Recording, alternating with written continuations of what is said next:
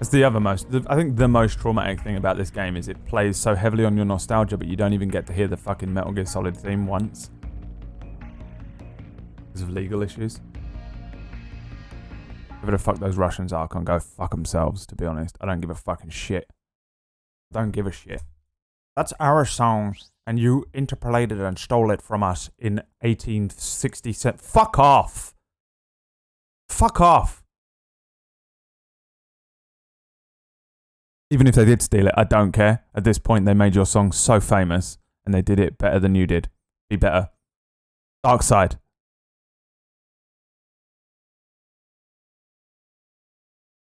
Give me the song for the fucking nostalgia game. The game which is designed to literally just evoke nothing but nostalgia. That's all this game needs to do.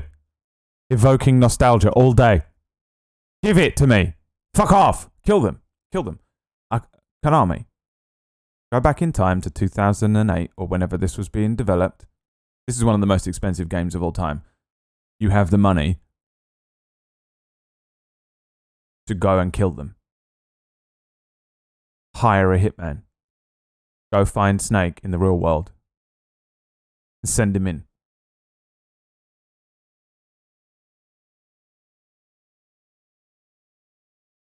And kill them.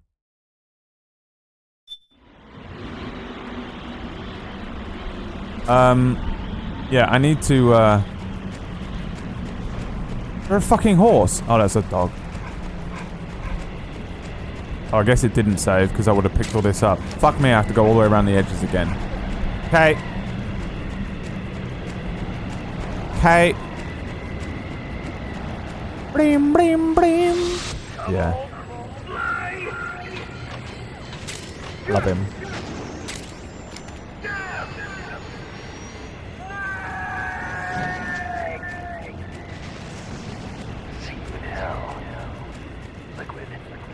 Oh no, I'm happy I get to listen to it again. I fucking love Cam Clark. I don't know why he has 700 different names, but I think his voice acting for Liquid in the original Metal Gear Solid, I don't know about Twin Snakes.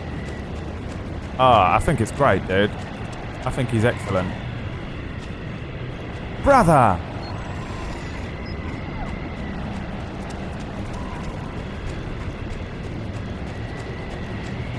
There's a YouTube video that compares the original song versus the MGS theme. Yeah, I don't care, even if they stole it. That's not my issue isn't that they are or they did or they didn't steal it. My issue is that it isn't in this game, and there should have been no expense spared to get it in the game.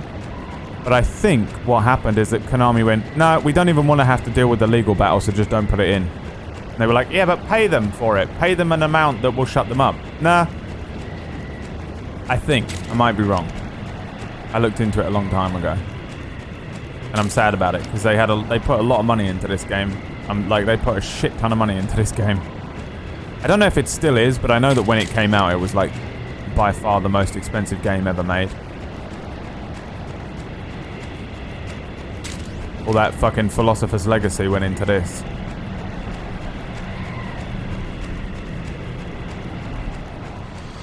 What is that? Snake! What was she fighting for? What am I fighting for?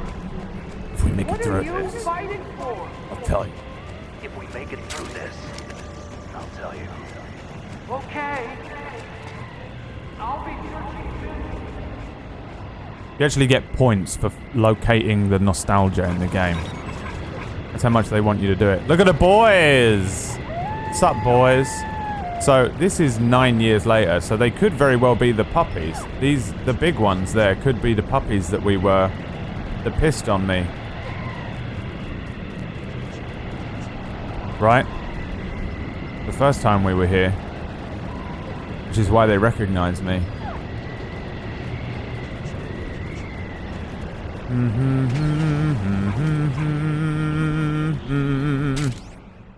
Oh my god, you can't just fucking slam me with this one and not expect me to put it straight on the old iPod.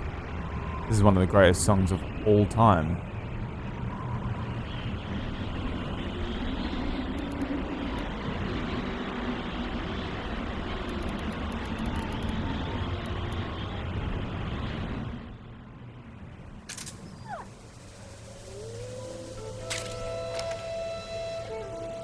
They have to lean on this song a lot heavier than they probably would have done, I think. As well.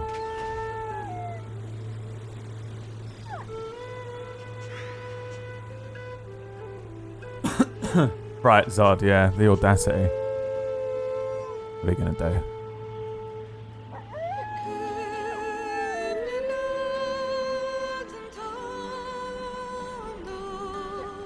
This game is only cutscenes and boss fights. Soccer nut Sam. M. Clark is in Twin Snakes as well. Yeah, I know. My point is that they changed the way they did the voice acting in Twin Snakes. Everyone's toned down. They're not as absurd. Can you not come in here? You want to say hello to me, don't you? I don't want to leave them. I love them.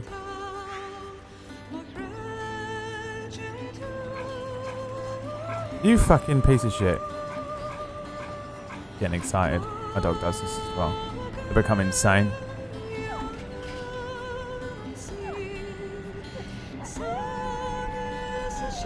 Naomi sounds like she's not paid enough. Well, they all do. I think they tried to make it less like a fucking crazy action movie and more like a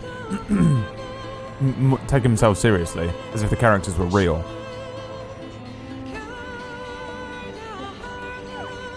I mean, Naomi and Mei Ling were retconned. We spoke about that yesterday. Because both of them were brought up in America, it doesn't make sense that they would have such strong Chinese or English accents. That's the reasoning. I wish Meryl was here. It seems weird that Meryl's not here, huh? Shut up! Time to change discs. Hold it, Snake. Time to change the disc. I know, it's a pain. But you need to swap disc 1 for disc 2. You see the disc labeled 2? No. Huh? Oh, wait. We're on PlayStation 3. It's a Blu-ray disc. Dual layered, too. No need to swap. Damn it, Otacon. Get a grip. Yeah, what an age we live in, huh, Snake? Wonder what they'll think of next. So stupid. I mean, I love it. Again, this is what I'm saying. This game is just fucking stupid. It's dumb. That might be the only bit of comedy in this whole game. But nostalgia, it's just so fucking stupid. It's nostalgia dumbness. You know? Oh my god. Look at this. Where's the lava?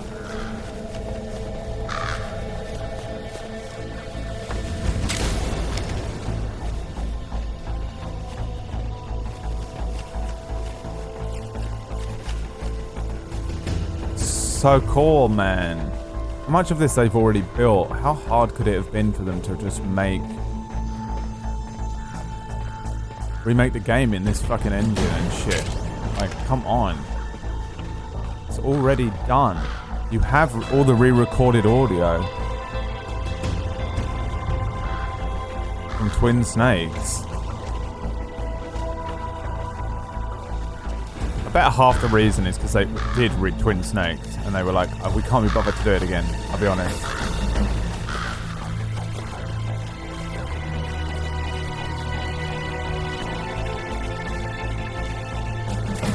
I think it's because MGS4 didn't sell well enough. I guess maybe.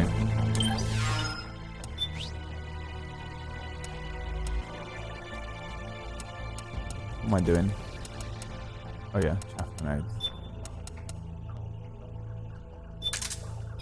I haven't got any. Driven!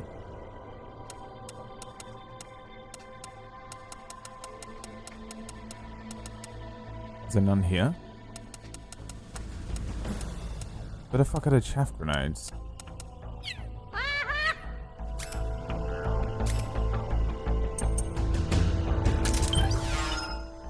Can't buy chaff grenades from Drebin? Drebin. Bro. Come on.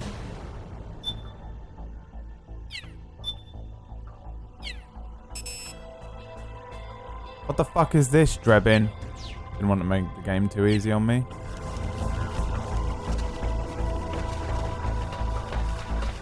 Metal Gear Rising is last in the timeline.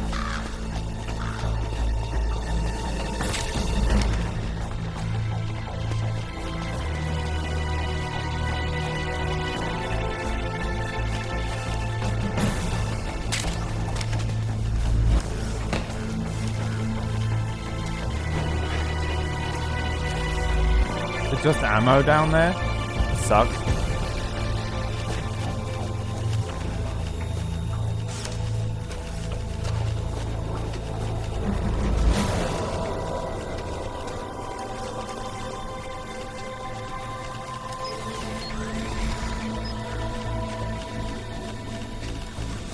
Have I ever played Dead Space? I actually haven't, no.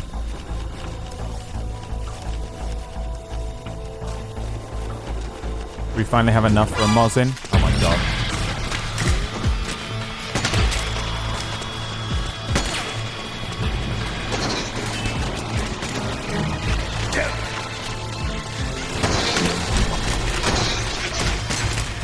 Fucking heartless, man.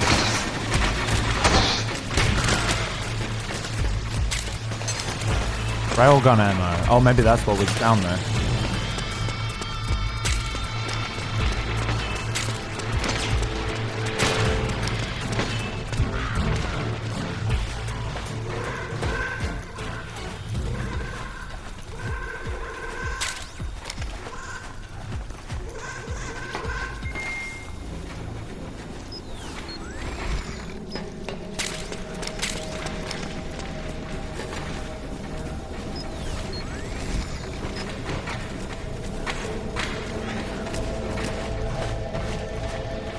Be careful when you're speaking about these, the development of these games, that you don't put any spoilers in for later games, by the way, including Metal Gear Solid 5. No spoilers, please. We're very close to the end, and we can go spoiler crazy. Happy 2 years. Don't spoil anything in this yet. Please. I'm on the operator as well. Did it redo my loadout? Or am I insane? Who's this one then? Who dares to come to me in my hour of need? Who dares to? Oh, it's Godzilla. 2 years? Fucking hell, man. This is madness. Madness, I cry. What's up, man? Thanks very much for 2 years. Hey. Look at those tasty balls, my friend. Do you like them? They're yours now. You may keep them. Forever. Forever and ever. You're more than welcome, friend. Enjoy them. They are your balls.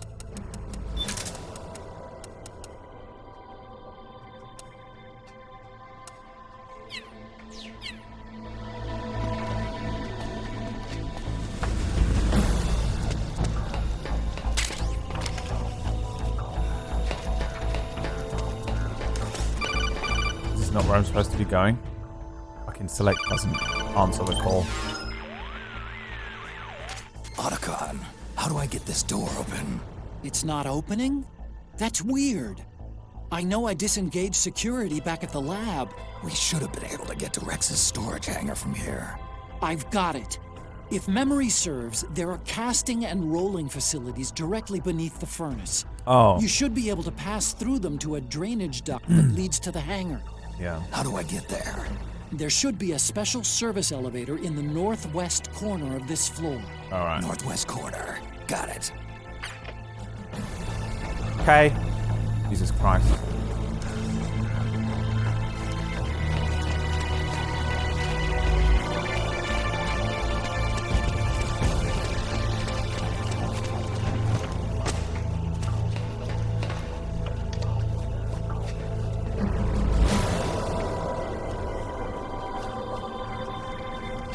Yeah, Peon. I want to play Dead Space.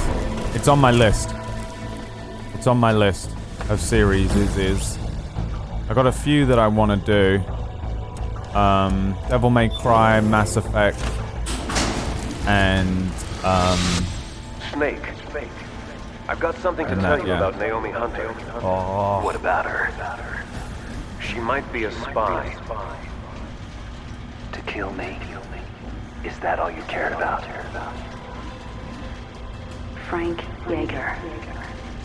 The man who you destroyed was my brother and my only family. Great Fox. You killed my benefactor and sent my brother home a cripple. I vowed revenge. But I can't go yet. I still have a job to do. I vowed revenge. Naomi.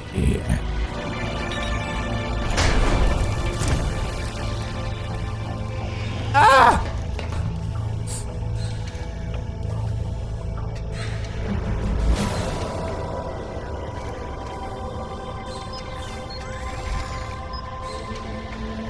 Is he gonna move or does he stay there all day?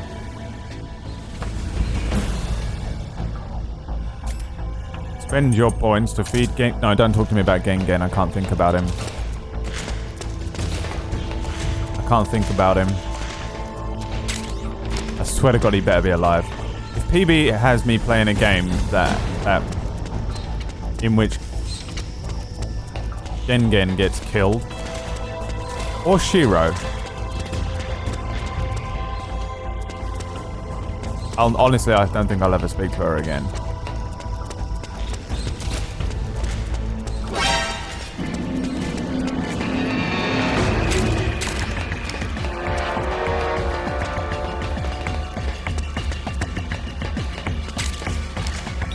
Not after what she's done to me recently. You can see me, huh?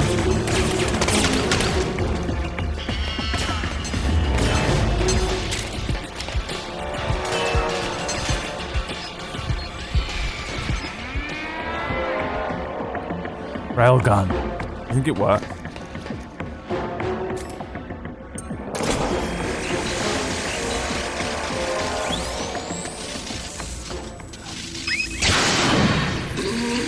Oh my god. It's just an instant kill. Holy shit. Why am I sneaking around? There's nothing left. It melted. Oh my god.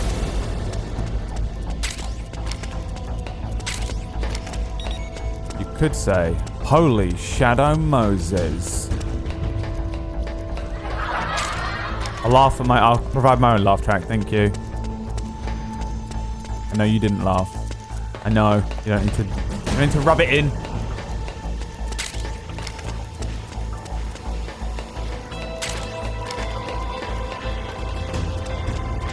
Don't have infinite ammo? Infinite ammo. Why am I not on the screen? When did I leave the screen? Have I not been on the screen the whole time? When was the last time I was on the screen?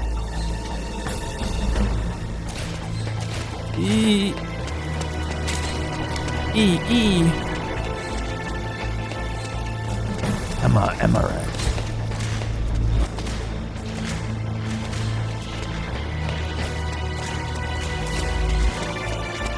Yeet! Fucking heartless. Oh god. Oh god.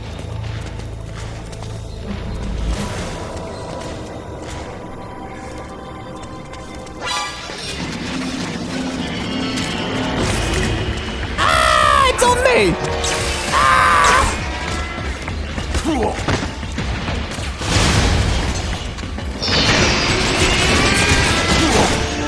Fucking Christ!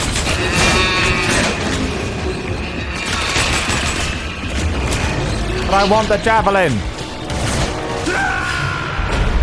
Come in, Snake! What happened? Snake!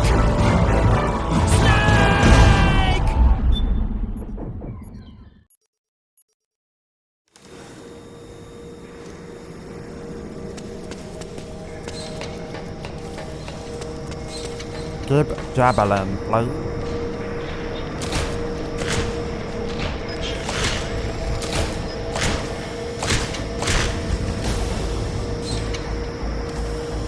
Live before life, boys.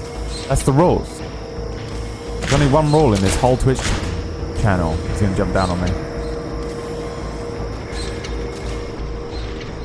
I love them, but they're fucking awful as well. Disgusting.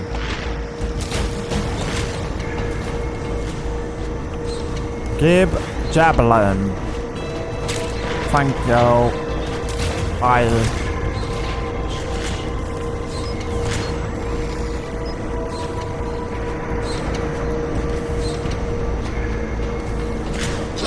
Oh, fuck.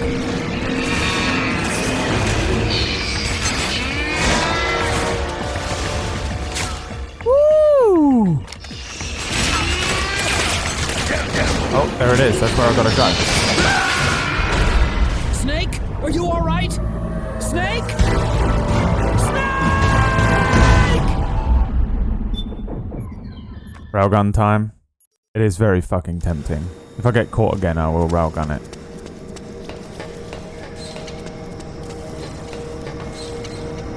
If I get caught again, we go absolutely full bloody mad, lad.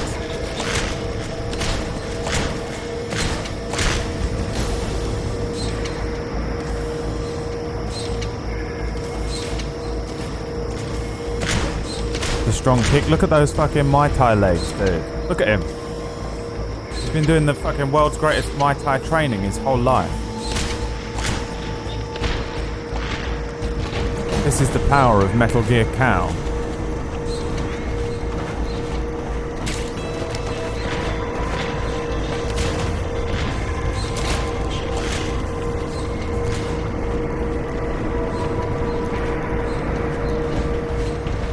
Bing, bong.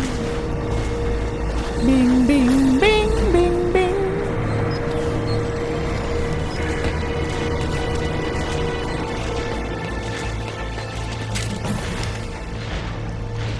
I look like an actual snake, but... Yeah! Wait, what's that line?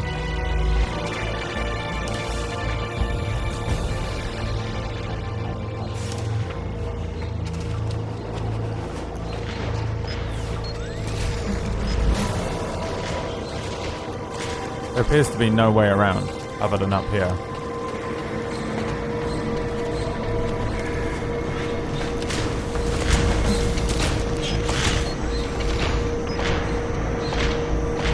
I thrashed you from doing double streams. I feel tired, but not in a bad way. Just in a I've shaken up my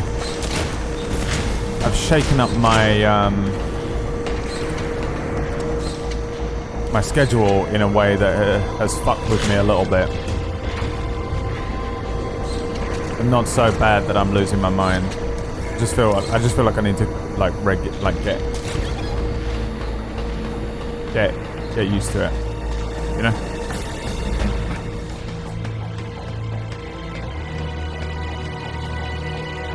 Snake is an anagram of sneak. My god. How could we have been so blind? It's a sneaking game. All this time. Impossible.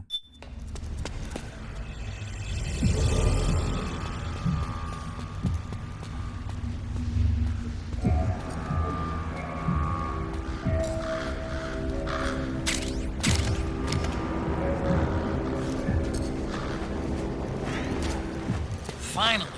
It's just up ahead. The hangar's just a little bit further. Stay en route. Okay. Oh, we're here. You are a snake which was not created by nature. You and the boss, you are from another world. A world that I do not wish to know. Snake, in the natural world there is no such thing as boundless slaughter. There is always an end to it, but you are different. The path you walk on has no end. The killing will never end. It's a future without hope. Hear me, Snake. My spirit will be watching. Giant and shaman. God, he's coming up here. What's up, DJ? You got an interview? Good luck, man. If anyone can get that interview, you can. Go in there and just fucking hand everyone in there a perfectly tailored mixtape. He's gonna see me. Oof. Rex is on the floor above you. Use the lift. Live before life. This is it, boys. Remember being in here? This is it. Oh! Where's my boy?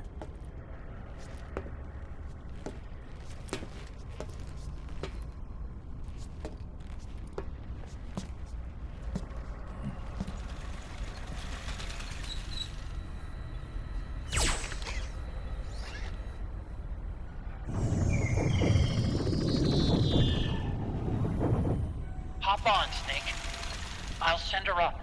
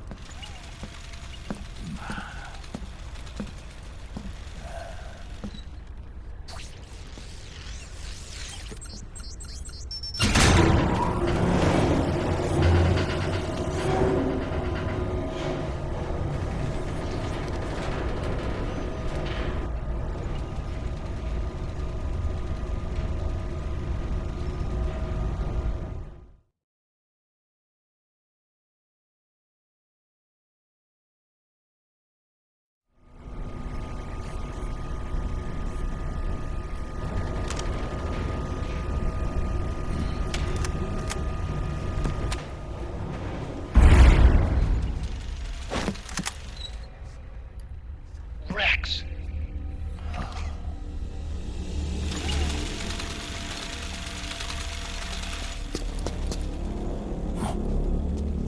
Oh my Look, God. the railgun's been removed. Oh, I love him. Liquid doesn't need the whole Rex to launch his nuke. He only needs the railgun. Damn it. Has it already been shipped? Hang on, I'll check. I'm afraid so. Unfortunately for you, the railgun is no longer here. Oh, for fuck's sake. Naomi. This place will be your grave, as my queen wishes. The suicide gecko are on their way. Soon, there'll be nothing left of this place. We've been had. Polygon. Snake, I think I might be able to get it working. I just need some time. Hurry!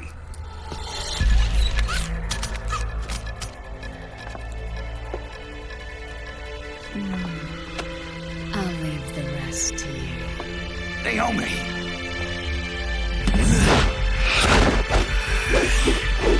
Excellent. You'll amuse me until they arrive. Okay.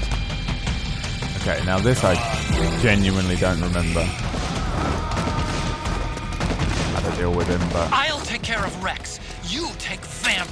Kill that monster. Before I Get ask Naomi him. back, Snake. Please. Wait, I do know how to kill him. That's what this is for, isn't it?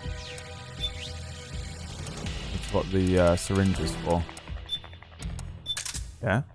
Or am I insane?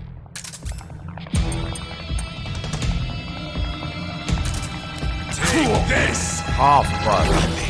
Must be fuck's sake. Good job, Snake. Fucking scrub. You disgusting old man. How do I hurt him? I have to...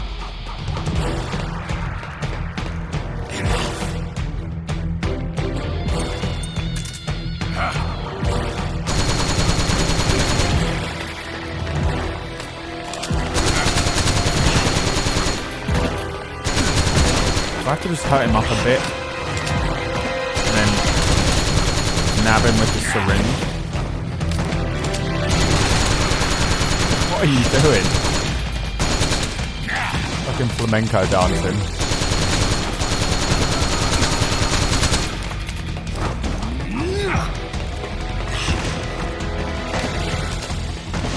We can barrel him.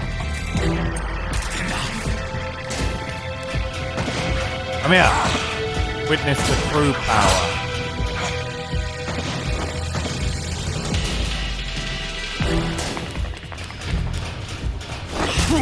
Fuck!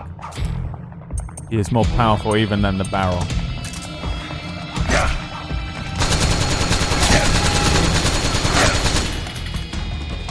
Oh, he's fucking me. Harder than I've ever been.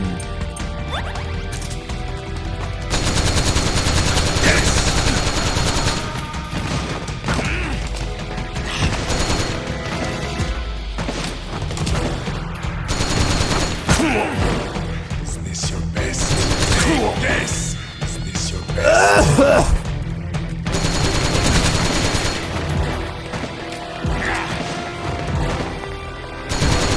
Come here! You pure irritant of a man.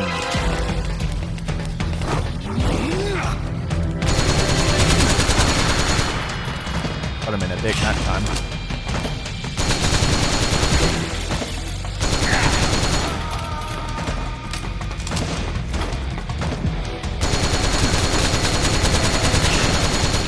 Come on, baby. Come closer. Come on.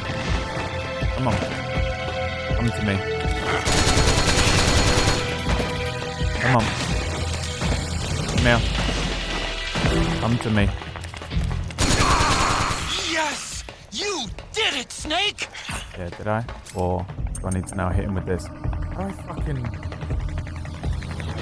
Use it on others. Capture them by using CQC. I don't know how to do that. And then what? Triangle.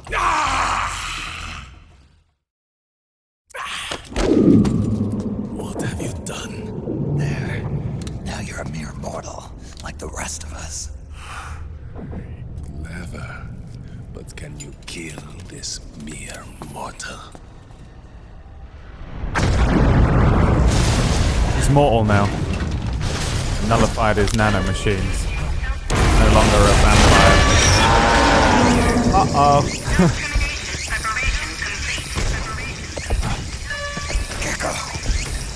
Snake, look out! The rig is self-destruct! Oh my god.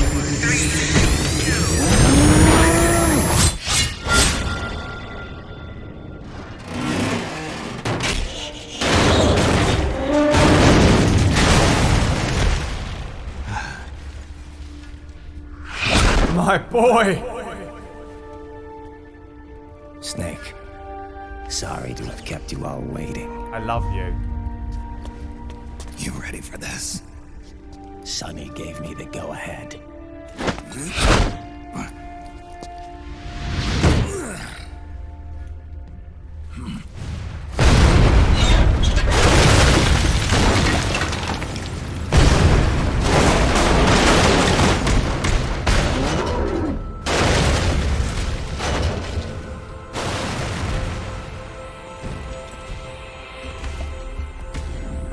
How about it, undying man? Care to die too? Sorry, but I can't die just yet. Then kill me.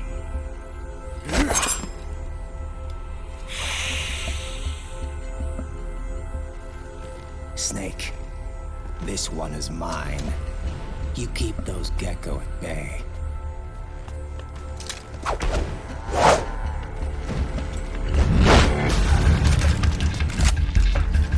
Rematch. In the blue corner, an undying vampire that's recently become mortal. We're gonna buy you some In time. the red corner, a sexy boy. Fight.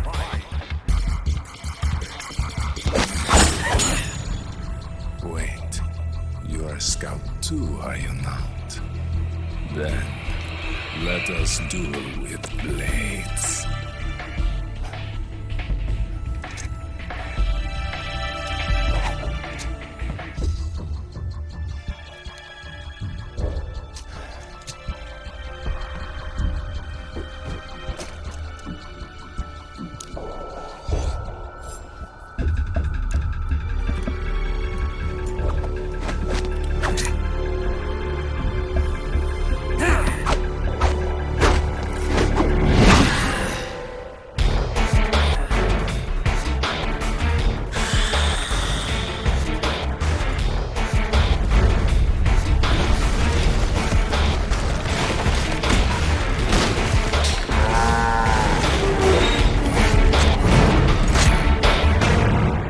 Okay.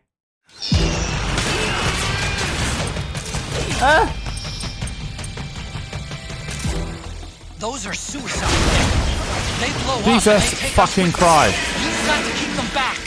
I'm sending you data on where to put a bullet through their brains.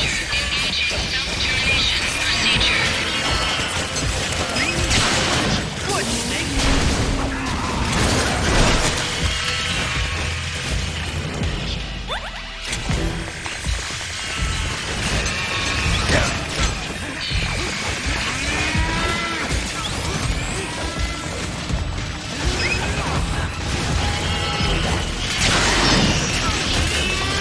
There's one over here with me. No. I just want to watch Riding in Vans. Don't make me fight these fuckers. Fucking game. I want to see fucking Lights on that crouched UFC gecko are 118. When they stop blinking, it'll glow. Don't let that happen. Oh god. No, that's right. I thought he was next to me.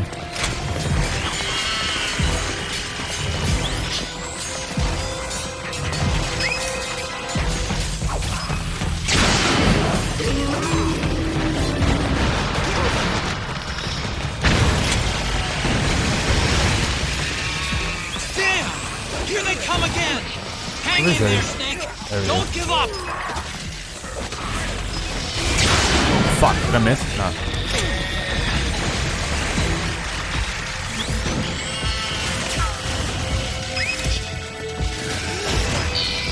Above you! They're coming from above! Snake, be careful!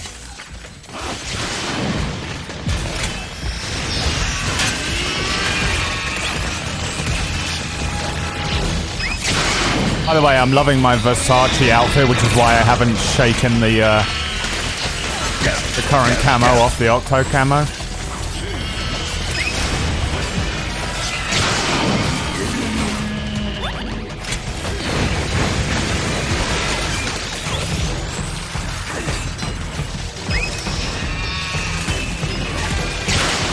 That's it, Snake!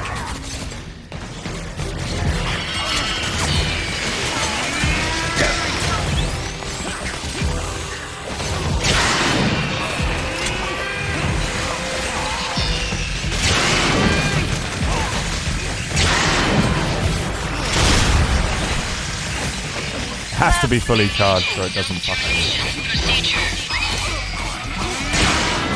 Nice, Snake!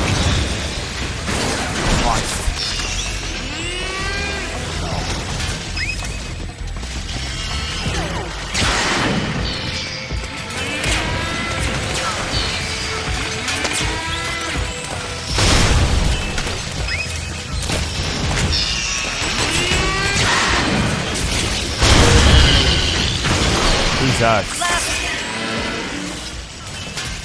Watch out, Snake! Good, Snake!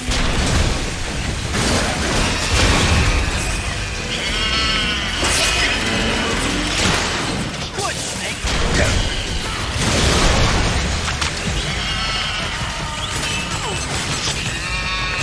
But it's there.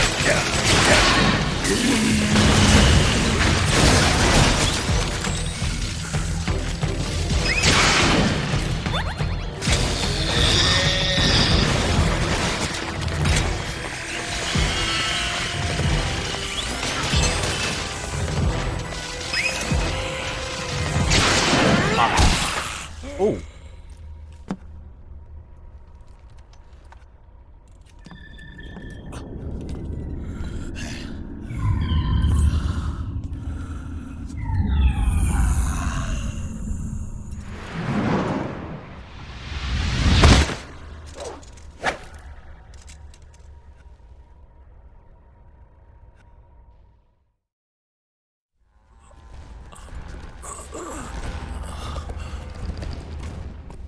Snake, get out of the way!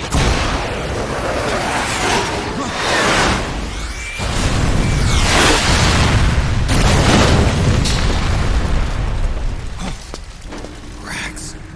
This thing might come in handy after all. Yeah, boy!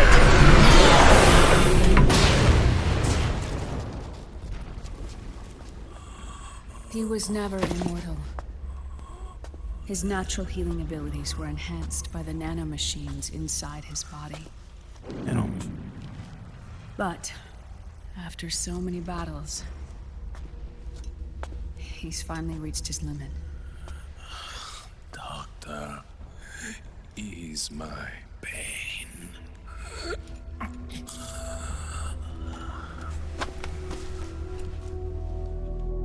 Naomi. Sonny asked me to tell you something. What is it? I cooked them right.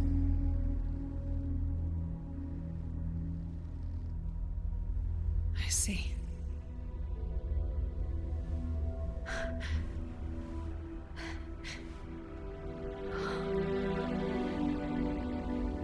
Good for you, Sonny. You finally did it.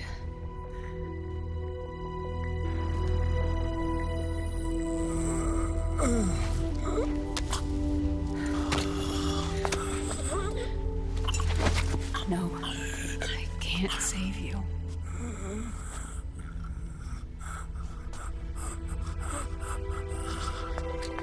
You have to trust me, Dr. Emmer. Give this to him. Not for revenge, but to end his suffering.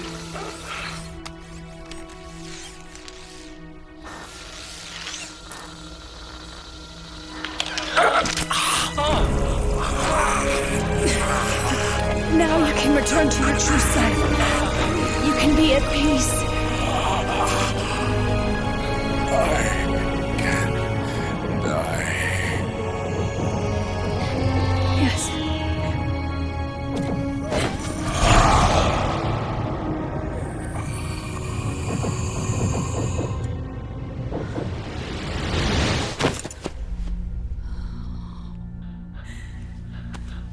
Forgive me. This doesn't change anything. Why?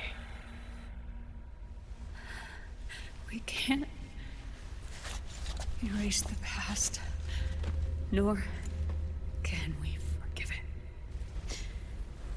And so the only thing we can do is end it. Snake. Liquid's down below us. He's stolen the Patriot system, slipped out of their sight, and taken their Ark. Ark? A warship. Unfettered by land, law, country, or network. The only place where they are truly released from the shackles of the Patriots. The place where they can be free. Outer Haven. Outer Haven? Liquid plans to launch the nuke from that ship.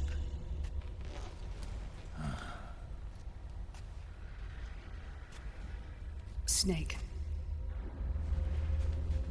You have been given life so that you may fulfill your purpose. When all of this is over, you'll have no choice but to accept death. We are given life only so that we can atone for our sins. Your life was created for that very purpose. We all must atone for our own sins. We must not pass them on to the next generation.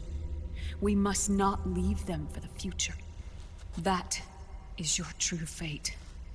One that even you cannot defy.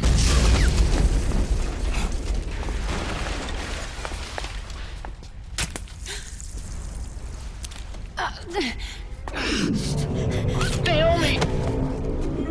What have you done? Vamp and I, we are the same. We're living corpses. Our bodies kept barely alive by nanomachines. Then you... Cancer. I shouldn't even be alive right now. The nanomachines have kept it from progressing. But there's nothing more they can do. With the nanomachines gone, time will unfreeze and begin to flow again. What are you saying? Goodbye.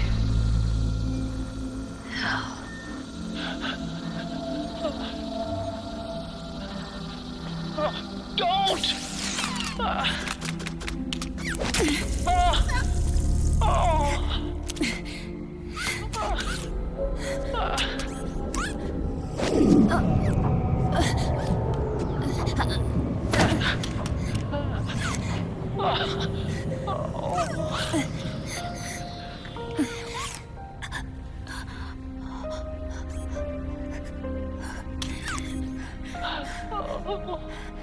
Give my best to Sonny.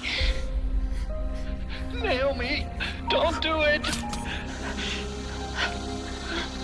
Are you crying? For me?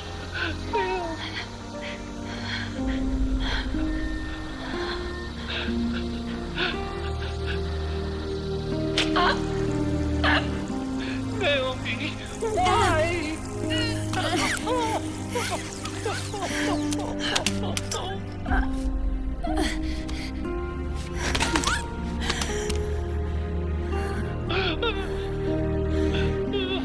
You have such beautiful eyes.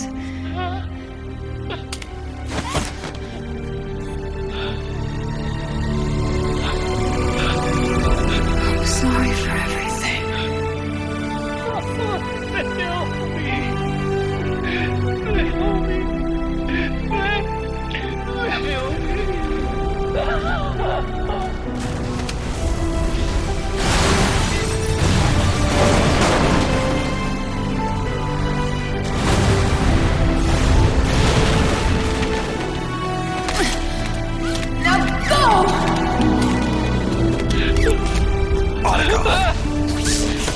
Let's get moving. Why does it always end this way?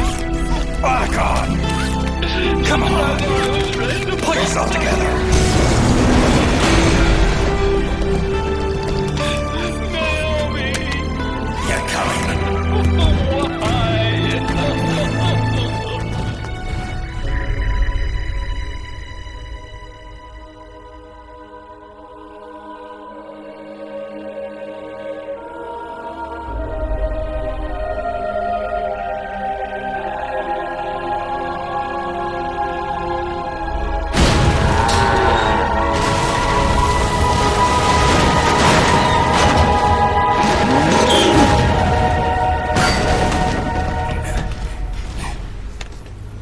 Why? Snake, you're right. I haven't lost everything yet. I've still got a job to do. That's right. We need you. I'm done crying. I don't have any more tears to shed. We have to get out of here. Any ideas? Time's running short, so I'll explain as we go. Pay close attention. I'm listening.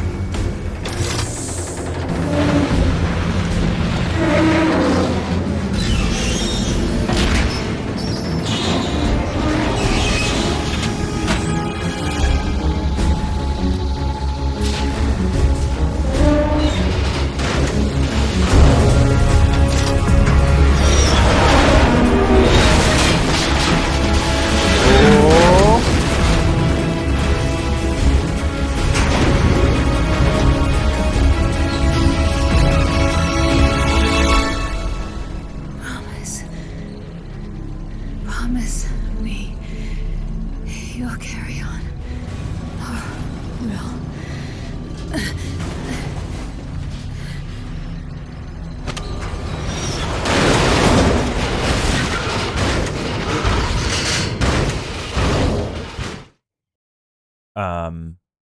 Okay. Okay. Ah! Snake, Fuck yeah, boy. we have to get Let's out go. of here.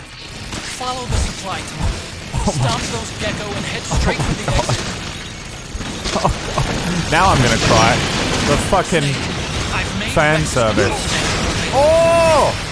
Fuck Check it out yes! before you get started. Sorry, what? Do I get to fucking be Rex? Yeah, boy! Fuck off! Oh, baby!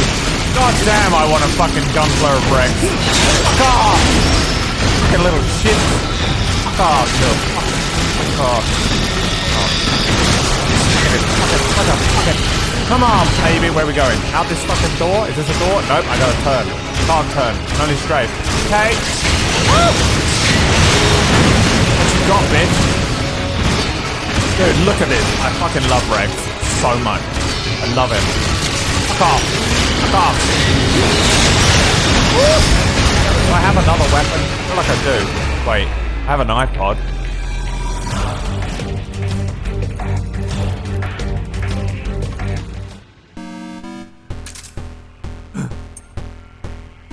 Laser cannon.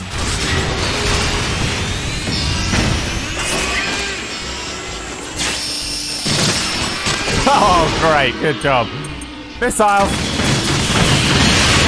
How the fuck did liquid not kill me in this thing? Good God. Whoa! What are you doing?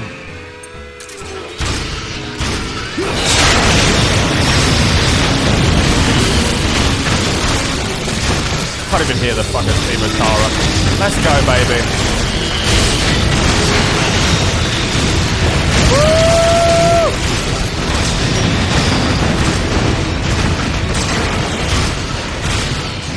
Hey, boys. It's Big Daddy. And you see? None of you would exist without me. I made you. I can kill you all. None of you would have been born. Not for me. Snake, you can't die. No, Snake! Snake!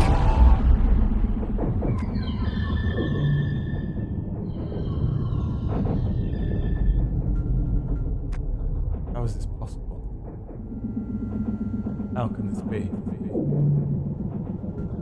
Impossible. How could I have been so blind?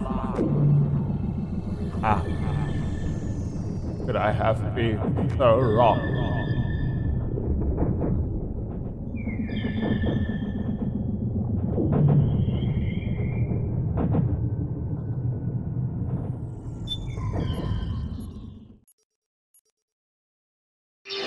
Okay, let's go, baby. I get to do this again. I'm happy. We have to get out of here.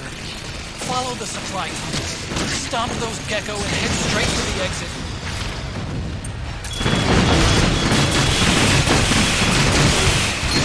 Snake, I've made Rex's control panel available. Check it out before you get started. Empty. Uh-oh. The missile launcher is empty. Wait for it to reload.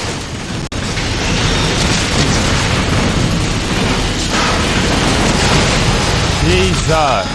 The machine gun's over. Go, Snake. I love you, Raiden. Look how cool he is, dude. He's just sitting there. What a fucking hero. Fucking hell. Fuck off.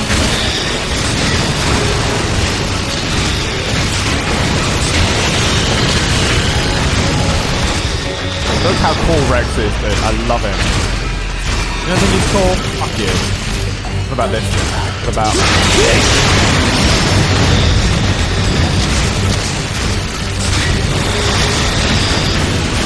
How many of these fucking things did they make, man?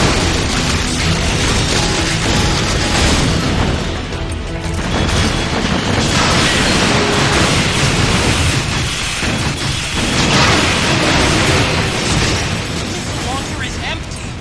Wait for it to reload. I've got your back. Where does he go, though?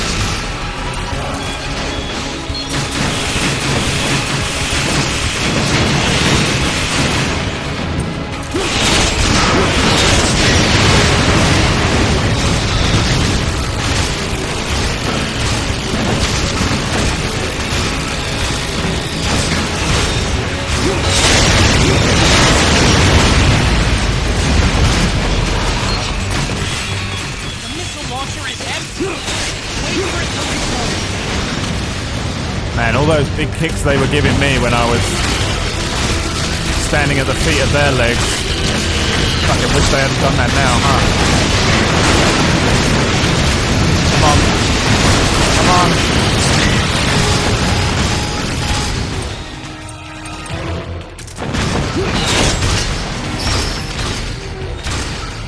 I'm gonna die. Can't be done. Oh, or can it? Are we here? Woo! Fucking hell. Rex is pissed. Jesus Christ. Yeah, it hurts to run them over. I learned that far too late. I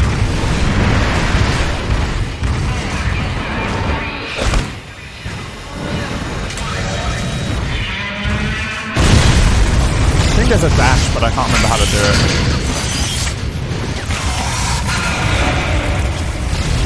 Man, that was fun. Oh. They self-destructed.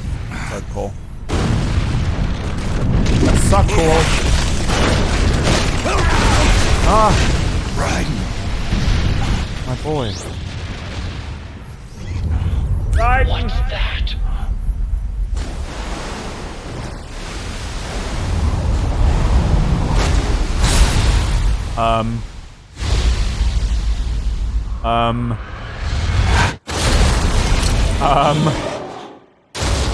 Brother.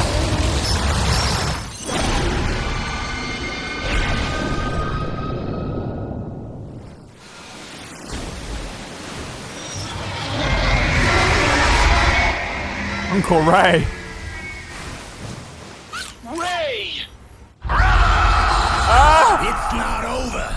Not yet. Wait. Liquid Moses, where our fates were born, and where yours ends, Snake.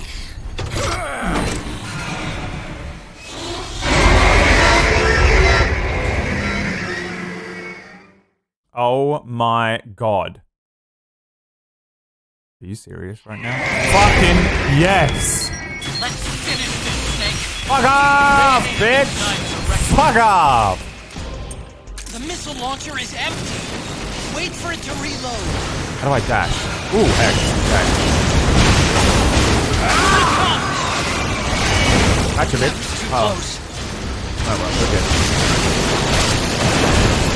We're good. Come on, baby. This is awesome! Guns overheated. We need to wait until the barrel cools down. Dude, this is sick. To me, this is a whole game, dude. The missile launcher is empty. Rex versus the world, the game.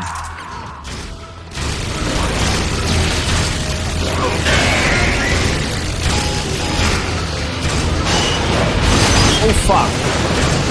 Fucking backed up too hard.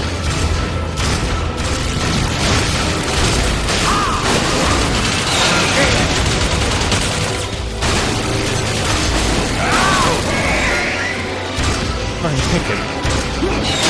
Uh-oh. Nope. Ray moves wide open right after you dodge.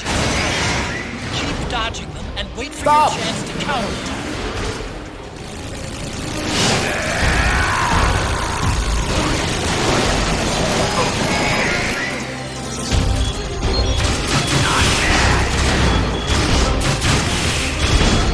Here it comes!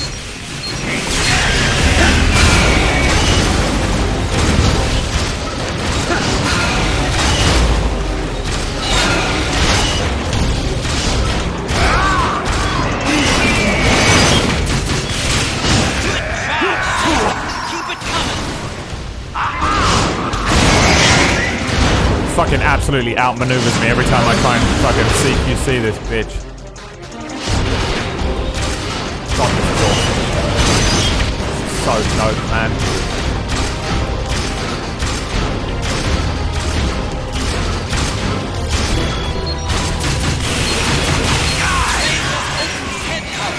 It's gonna use the water cutter. This is your chance to attack Ray's insides. What's insane? What am I stuck on? What's happened? Oh, he's done. Fuck me. God, it's so fucking cool. It's the fucking best bit of the game.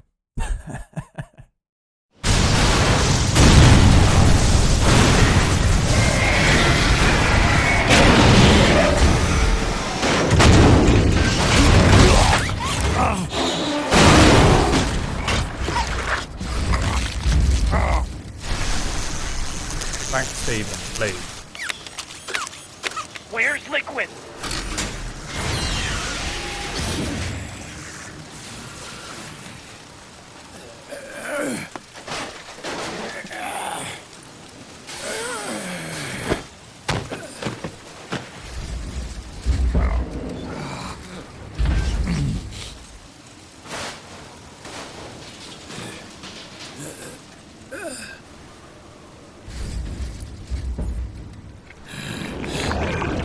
Snake! Fox.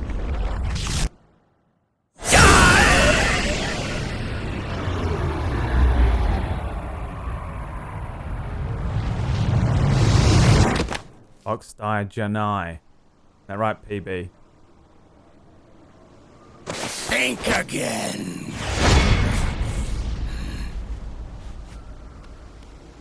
Sorry, but that won't work this time. That's what he says in the Japanese one. Fox died Janai. Which means it isn't, and it's a joke. 'Cause it rhymes. But in the English version, it's shit. Because it's not a joke. Liquid!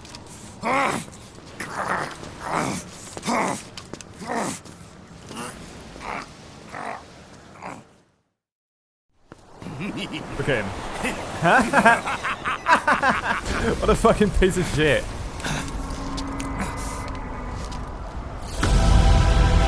Hang on. What? What the fuck am I looking at?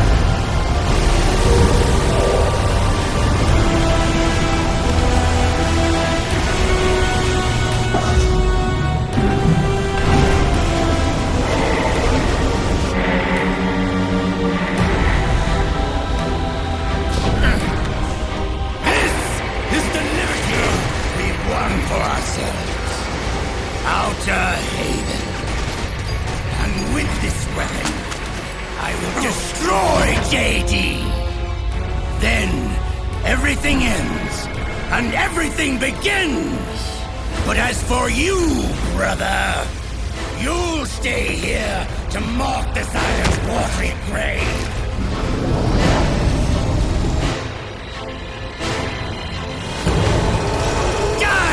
Snake!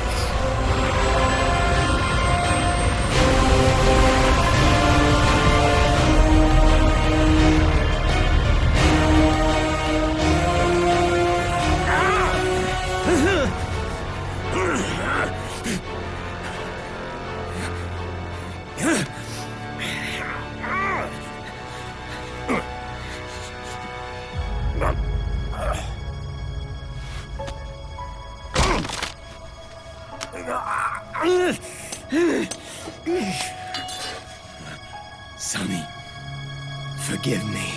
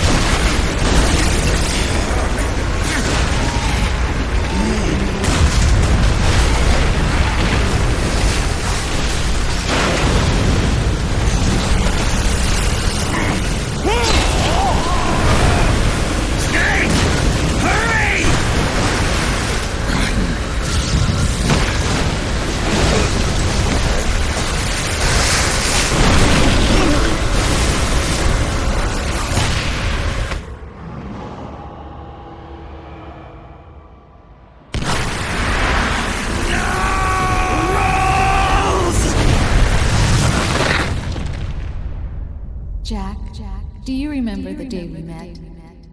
Yeah, it was in front of Federal Hall. There were all these tourists around you. They were asking me which building it was that King Kong was climbing in the movie. I said it was probably the Chrysler building. And then you showed up and started mouthing off. You were like, no, it's the Empire State. I said the Chrysler building was in Godzilla.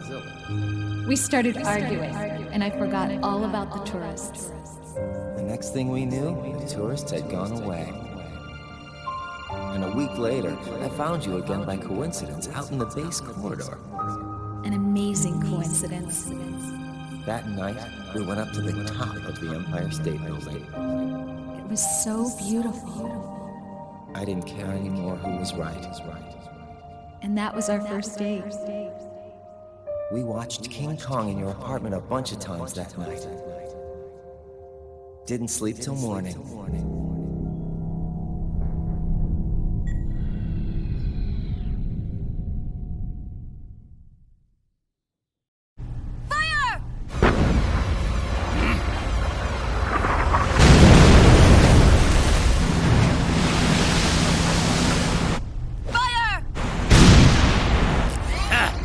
Worthless fossil!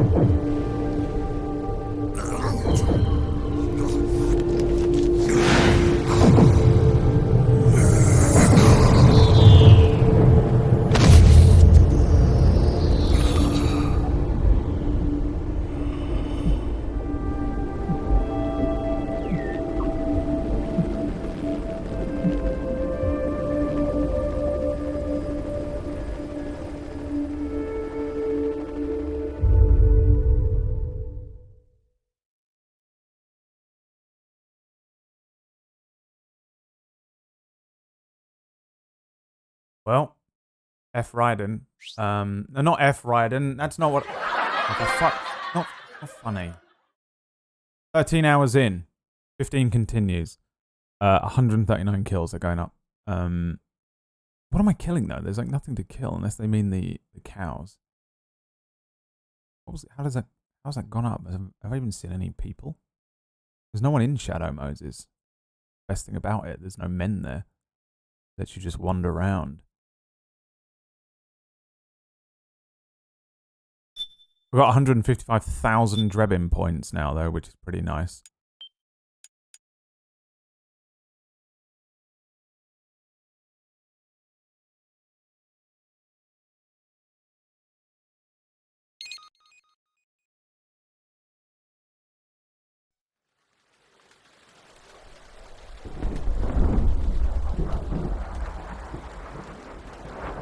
I'm pretty sure also because Liquid has somehow achieved world peace that the war economy has dropped to nothing, so all the guns are dirt cheap now in this act. Which is amazing. Haven is headed southward through the Pacific at a speed of 33 knots. The Missouri's falling behind at a rate of about 2 nautical miles every hour.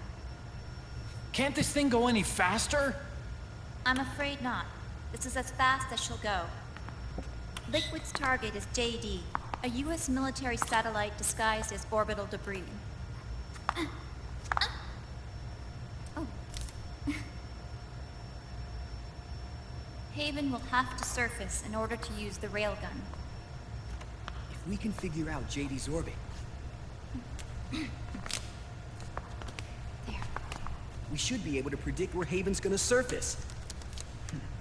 JD is in a synchronous elliptical orbit, so its next perigee should be in... Got it! 15 hours, 6 minutes, and 12 seconds. Right. In 15 hours, it's going to be over the Bering Sea, 494 nautical miles from the Bering Strait. Haven knows it too. They'll be holding position in that area. Do they really have to get that close to launch? The nukes fired by Rex's railgun have a damage radius of approximately 300 meters. The target is a moving satellite that's traveling at 10 kilometers per second. To get the precision they need, they have to get as close as they possibly can. Liquid won't launch his nuke until JD is at perigee. The Missouri can use that time to catch up. Will we make it? Once Haven stops moving, it'll take us an hour to close the gap. After that, the Missouri needs to strike before Haven's launch preparations are complete. This ship was stripped of most of its equipment, and she's got no electronic warfare capabilities of any kind. No radar, no high-tech weaponry. We'll have to rely on our own eyes to track the enemy.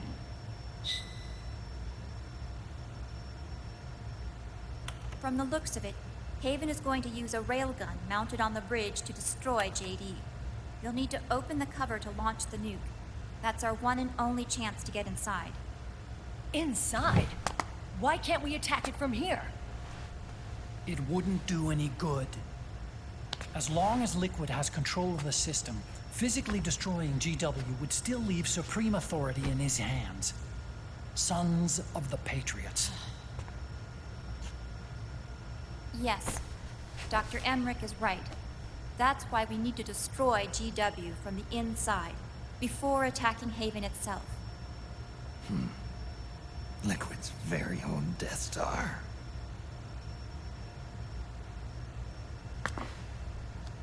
All right, everybody, here's the plan. We know Haven will have to surface in order to fire the railgun. When it does, the Missouri will see it.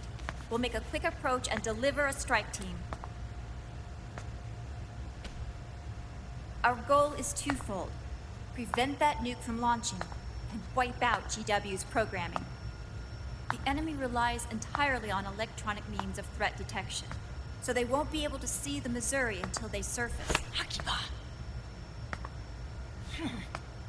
We'll launch the strike team from catapults at the exact moment Haven's armored cover opens.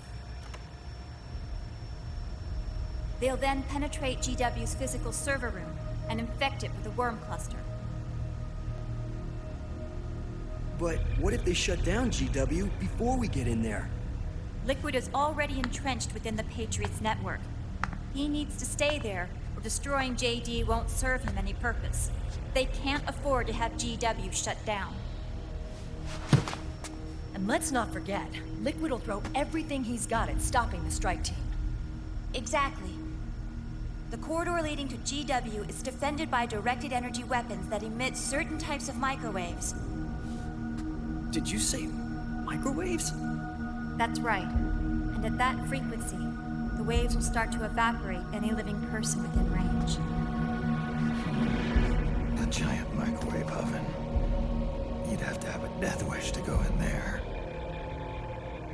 Sounds like the perfect job for me. Snake, this isn't the time for your stupid jokes.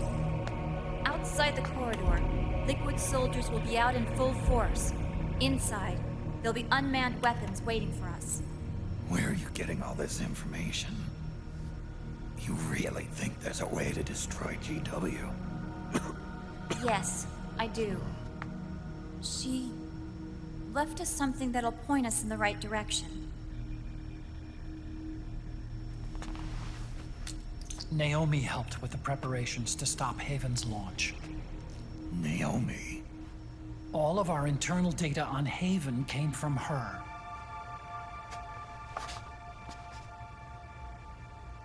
The reason she got on the Nomad with us in the first place was to get close to me. But she ended up turning to Sunny instead. What do you mean? She left her plan in Sunny's hands. This entire operation is based on the data she left us. Whose side was she on, anyway?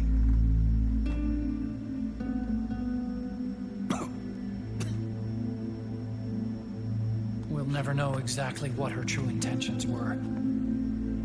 But one thing's for sure. She was determined to stop Liquid.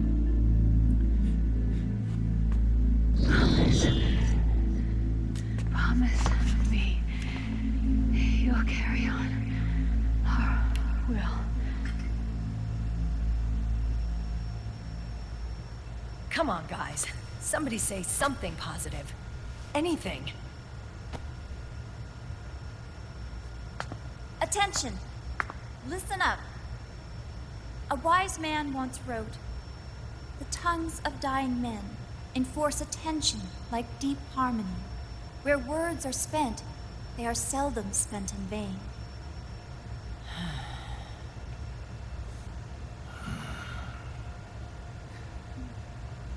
Any other questions? Yes, Snake? Anybody got a smoke?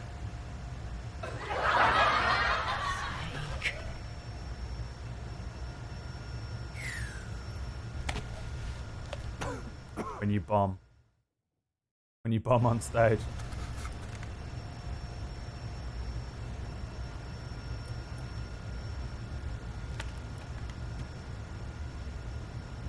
So this program, you're saying Sunny wrote it? Actually, only about a third of it is her work. Naomi was working on a program to destroy GW, but she couldn't quite finish it, so she handed it over to Sunny. Sunny went fishing in my library to see if there was any source code she could use to complete it. Eventually, she found some.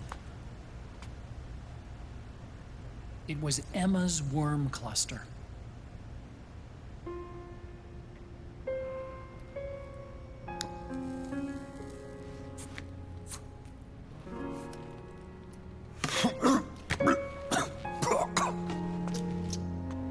She took my sister's code and worked it into Naomi's program. I didn't have time to look over every single line of code, but what I did see reminded me of Emma. It was like she left traces of herself behind in the structure. But this worm cluster that Sunny created, it's even better than Emma's.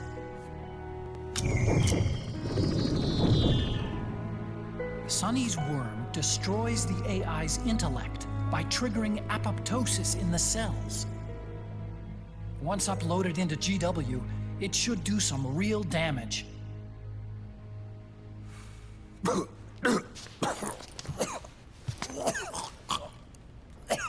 Snake, you ever think about quitting? Why? It's not like I've got my health to worry about.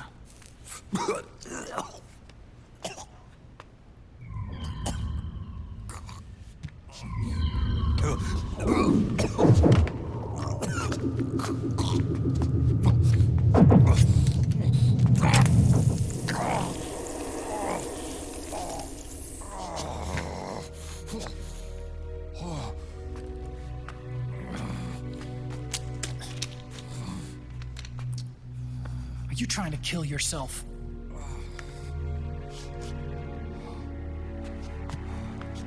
So, you're dead set on going to Haven yourself. Why don't we get somebody else to go? There's no need for you to do it. I still have things left to do. Besides smoke.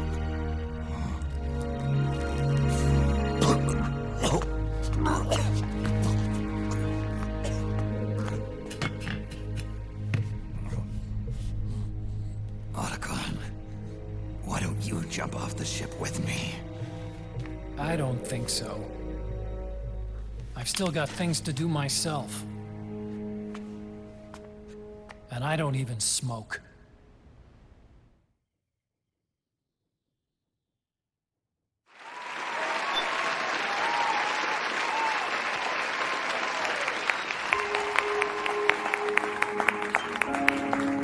Now that's what this is all about. Removing harassment from gaming.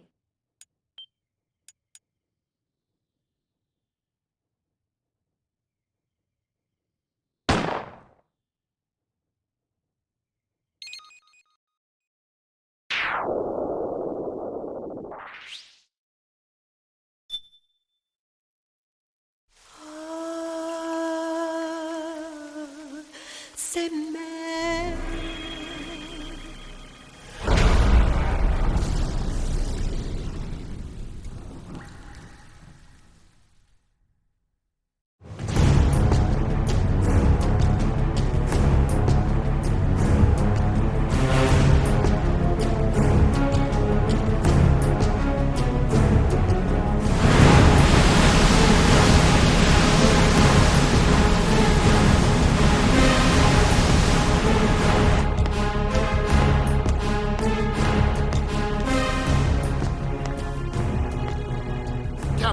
Enemy vessel at 300 meters and still rising.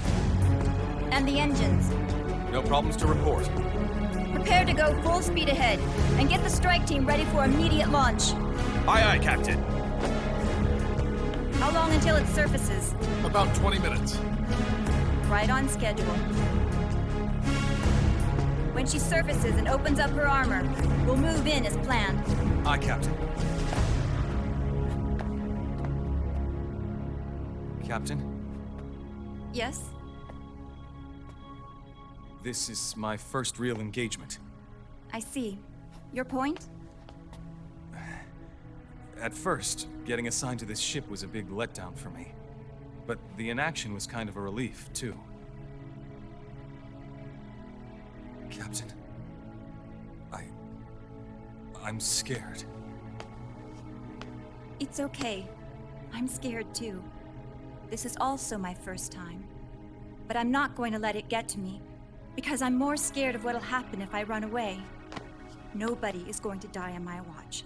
This ship is going back to Hawaii in one piece. That, I promise.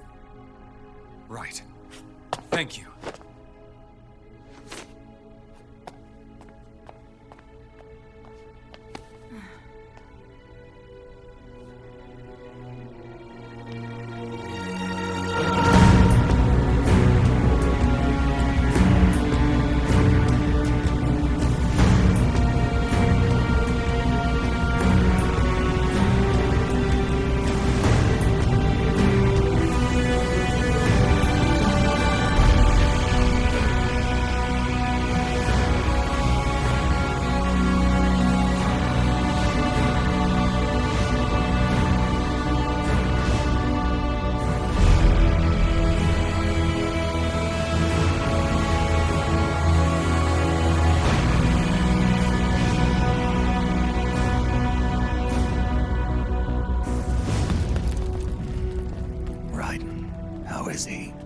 He'll live, but he's in no shape to fight. Best to let him rest. Right. Without the system to protect them, everybody's losing their nerve. They say SOP's after effects are so bad that a lot of soldiers are deserting. The only people I have left to rely on are Marilyn, him. Kind of an unknown quantity, isn't he? I hooked him up with a 9ID M82. Fancy meeting you here. What are you doing here?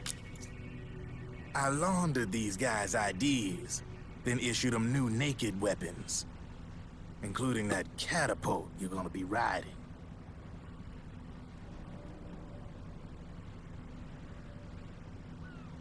Business has been slow ever since Liquid got his hands on the system. His extra orders stopped coming in.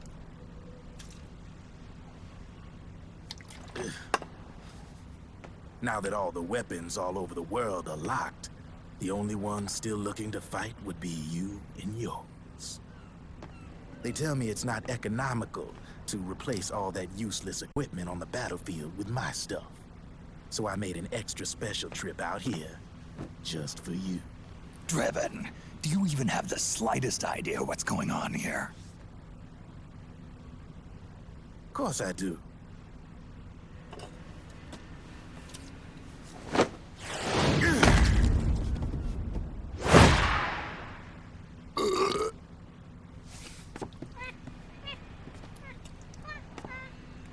See, when it comes down to it, the world's like this soda here. Once the bubbles are gone, I ain't got no use for it. It's worth nothing. I'm on the side of whoever needs me the most. You dig?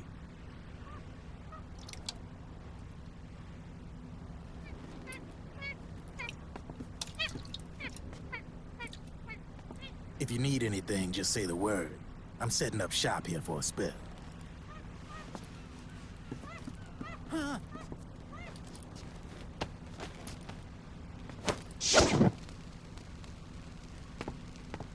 Okay. Do that now. Enjoy it. Could be your last. Nanomachine? Maybe? Maybe his nanomachines do that? I'm all out.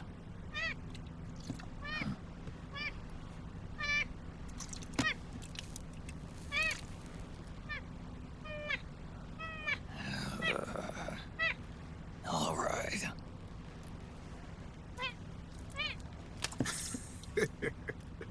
Looks like that last smoke will have to wait after all.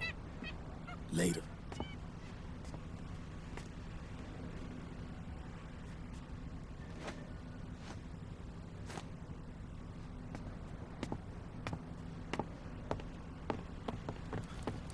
Hey, here. Oh, thanks.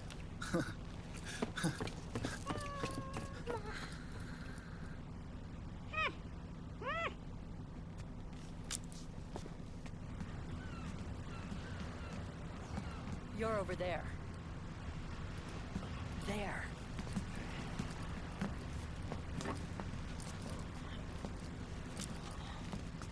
Snake, can you hear me? Liquid's warship, Outer Haven, is a modified version of an Arsenal gear model stolen from the Patriots. Inside, it's crawling with Irving and other unmanned weapons.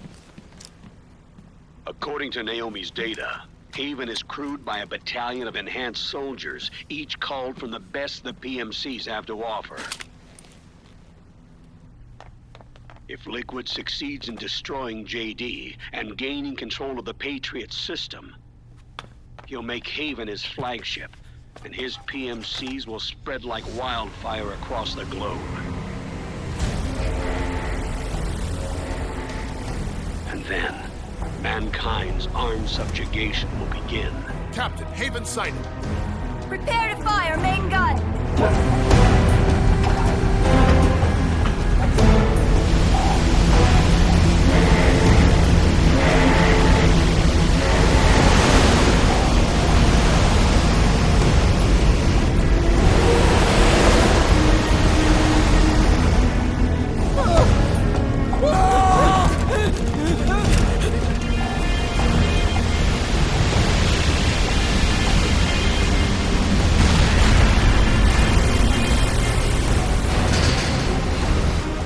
Listen closely.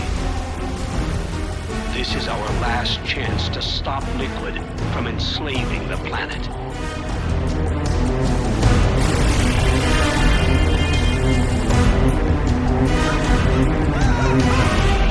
Meryl, can you hear me?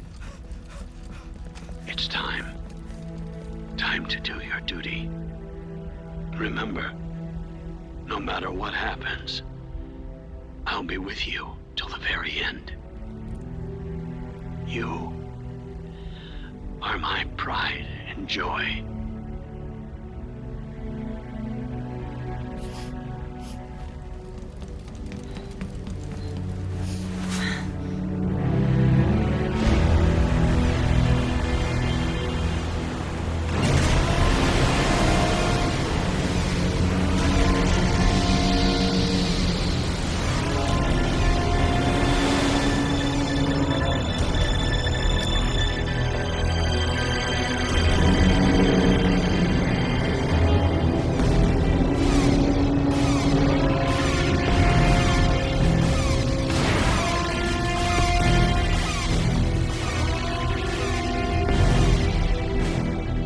Railgun is exposed. There it is. A naked nuke. Let's finish it, Snake. Let this be our last battle. If we're responsible for Liquid's sins, then the onus is ours to bear. Right.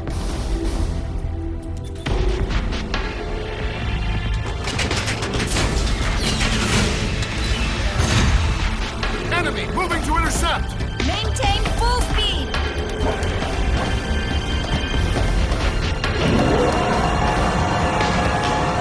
Failure will spell doom for the human race. You've got to stop them from using that railgun. Then annihilate GW.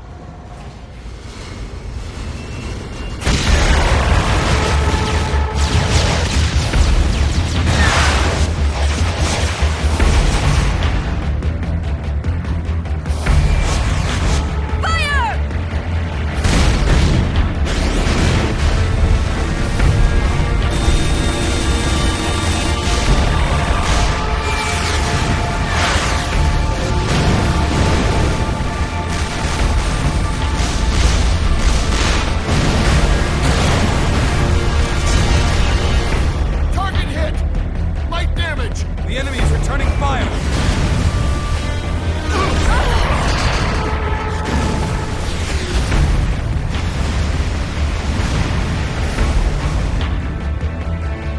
All hands, prepare for impact! Brace yourselves!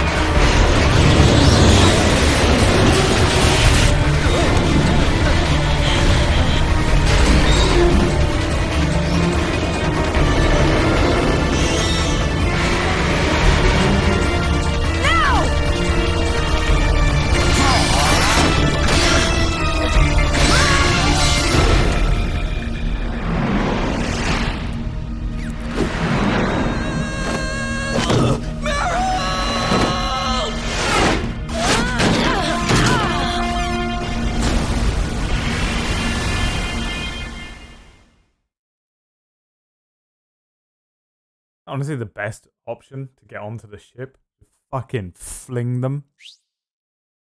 Yeah, we're just gonna fucking attach you to this device that usually is used in fairground rides to make people go up and down inside of a ball thing. And we're just gonna fucking launch you vaguely in the direction of the place.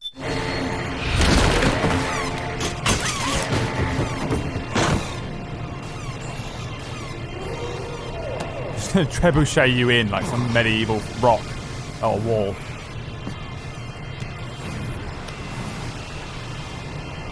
You should start this bit with 1 HP.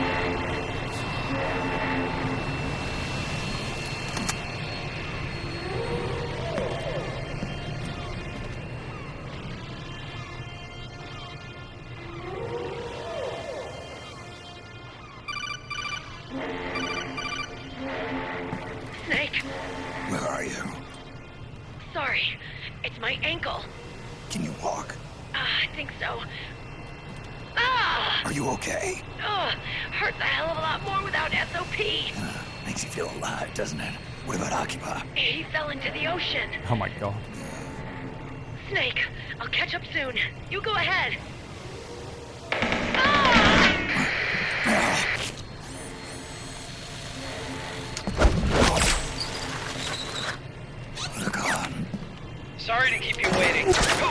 Kept you waiting, huh?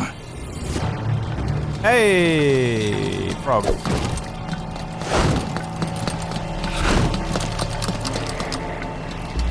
Little tapping of their horrible little toes. I love it.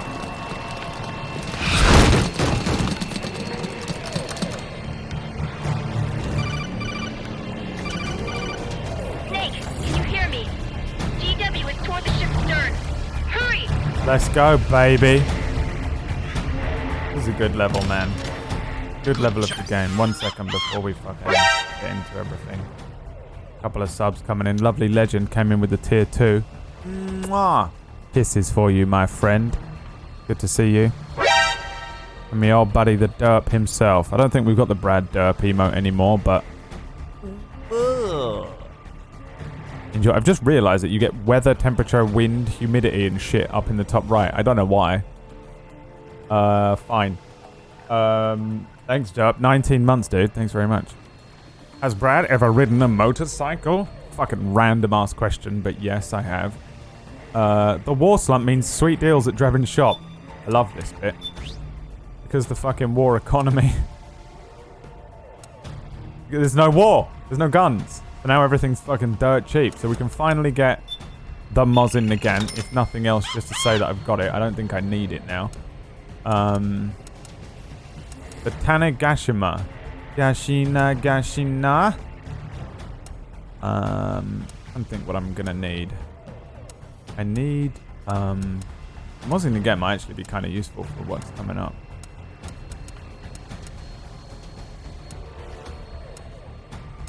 Can I suppress? Is there an assault rifle that I can get a suppressor on?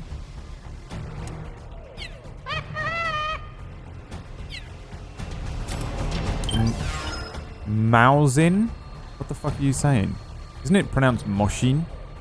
Moshin again? Moshin the gun. Find out. How to pronounce Mosin again. How to pronounce Mosin again. Fucking 4 minutes? Just tell me. PronounceNames.com. Gonna say something like big fucking Mosin. Mosin. Mosin. Mosin. What's he fucking giving me shit for? Is Peachy wrong and he's fucking shitting all over his own pants right now? Are you shitting down your own legs? Have you got shit down the back of your legs? I think you might have shit down the back of your legs, sir. I think you need to go and clean off the shit from all down the back. You've got liquid shit pouring down the back of your legs, my friend. Boiling hot liquid shit all in your shoes. Okay, so what do I need? Not that. I'm gonna keep that equipped just because, you know. We're gonna need this. We're gonna need. Why did you insist on the operator when the game gave me my boy? My son. The M4 is awesome. But I wonder whether I can suppress another one. How about some Mausain and Naguantalash?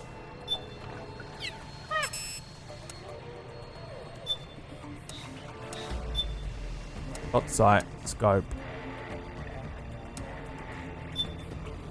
Give me that. Yeah, I can suppress it. I thought I could. Bottom mount, launcher, shotgun, foregrip A. Whatever.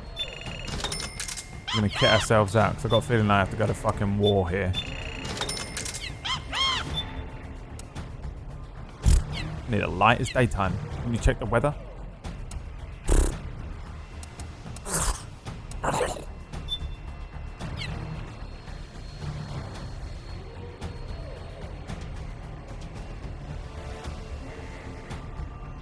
It's actually pronounced Jowie-Nagant. It's pronounced Magus. It's pronounced Archipelago. I'm amazed PB has never... I was going to say PG. PB has never said the word archipelago in her life. It's insane.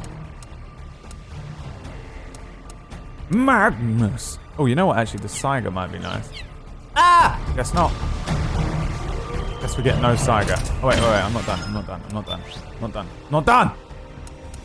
Said I'm not bloody done. Oh, wait. No, maybe I am done. I got the drum. Okay. I haven't ever said it, yeah. Now I'm seeing it everywhere. There it is. There it is. Okay.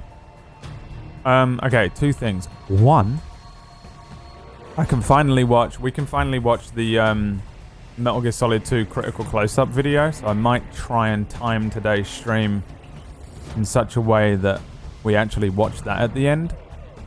Because the thing that the critical close-up spoils for this game is that you return here to GW. So remember this. Remember who you are. Simba. Oops. No. I don't want them up. Actually, yes I do. Let's fuck around.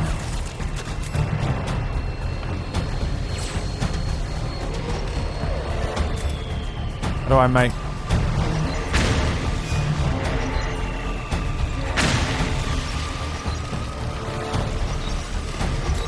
How do I make it attack people? Wow! What? What's up with that robot? How do you make it attack people?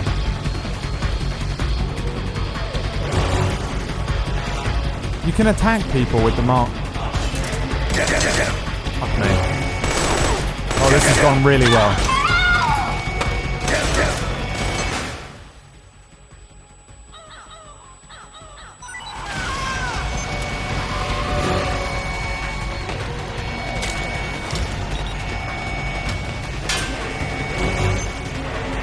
Time for mouse in the guantlesh. Ah.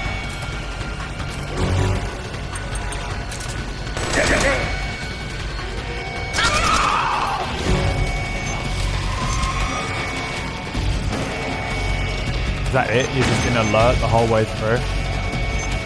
Well, this was always going to happen.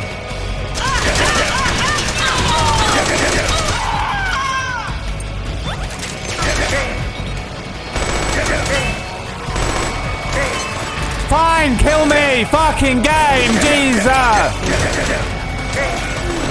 Fuck's sake!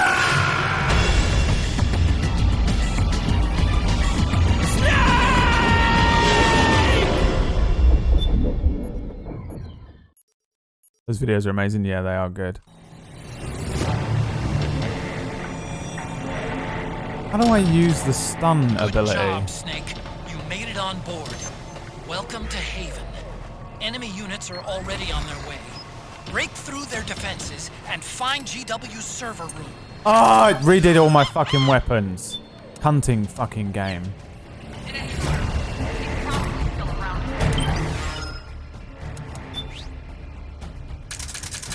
Stupid fucking waste of my fucking time. Piece of shit game. Fucking hate it. Any other game would be better than this. Any other game, you hear me? I'll take any game over this. Piece of shit. It sucks, dude. It sucks. Worst game I've ever played. Hate it.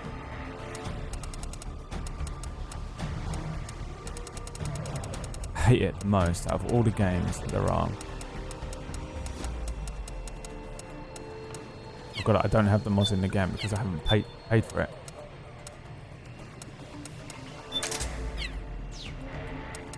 Drebin! Give me a fucking mods in the game, mate. And that is how you say it because I'm from London, you know what I mean, mate? It's a fucking muzzin again. If you fucking talk to me again about what it is or it ain't, mate, you can come around my fucking house and tell me to my fucking face, alright? You tell me what the fuck you think I'm saying wrong. And I'll fucking knock all your fucking teeth out and see if you can fucking announce anything, yeah? Dickhead, mate. Fucking prick, mate.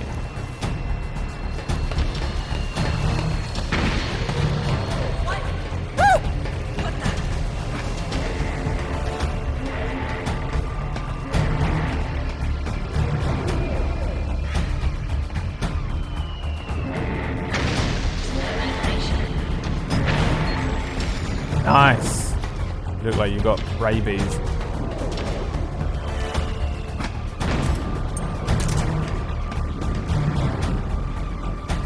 What's happening? Oh. That ladder leads to this pole, of course. Why wouldn't it? Why wouldn't it lead to this pole? What's happening? Can I go up here? What the fuck am I supposed to do with this? Oh my god. PSS. And now I'm stuck here? Okay.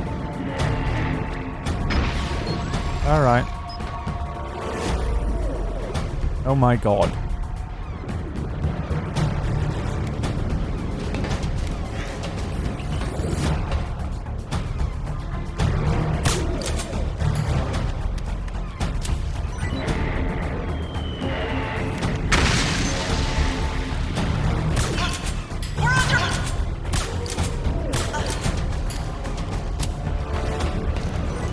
Yeet!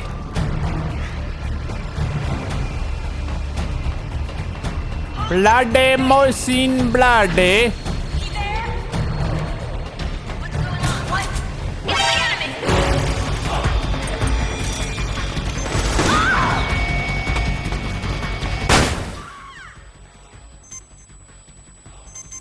Oh my god. So many of them.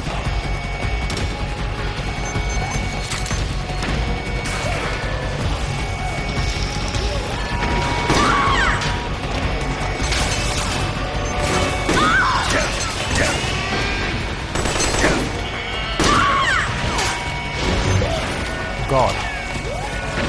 It's your boy.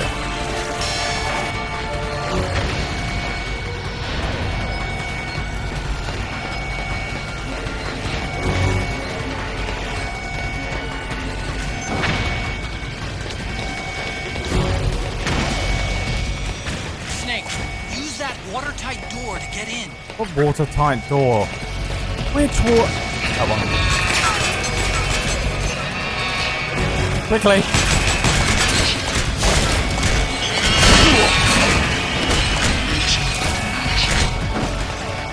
Do you know how much that stings?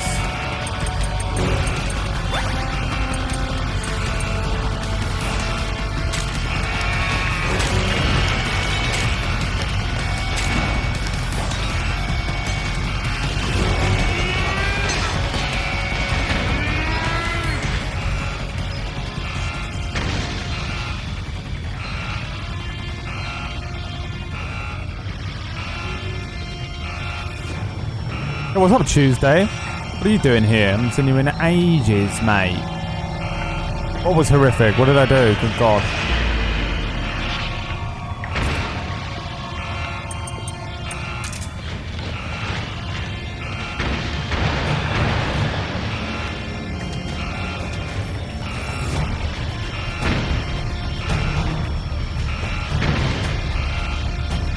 It's gonna take forever.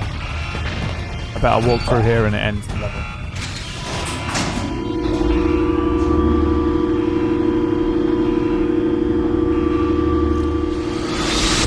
The corridor leading to GW is defended by directed energy weapons that emit certain types of microwaves. Did you say microwaves? At that frequency, the waves will start to evaporate. Sounds like a perfect job for me.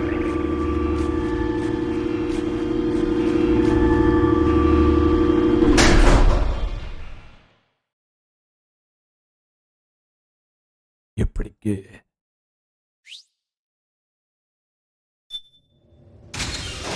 Hello!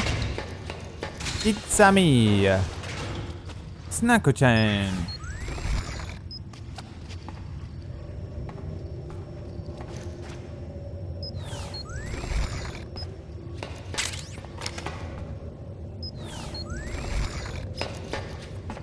Oh hell yeah, I look like fucking Snake Eater. Bum bum bum boom.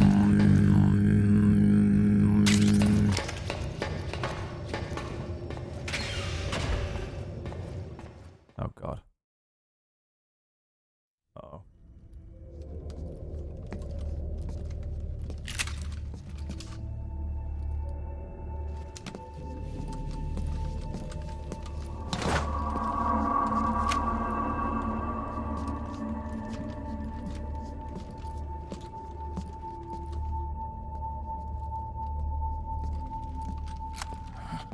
Meryl.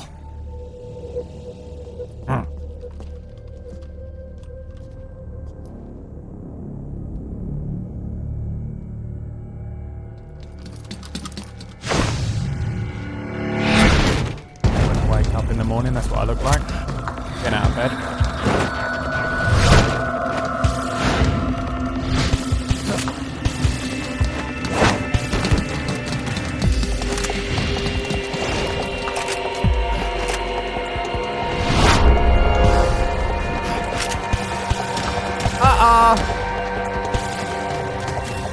Meryl's in danger.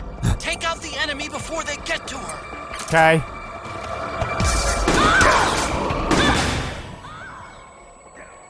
Who's shooting me? Where the fuck are you?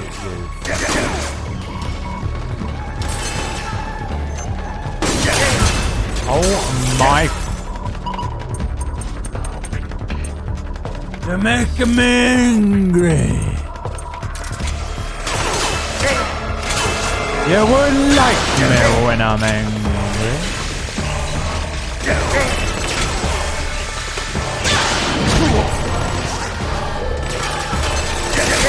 Hey!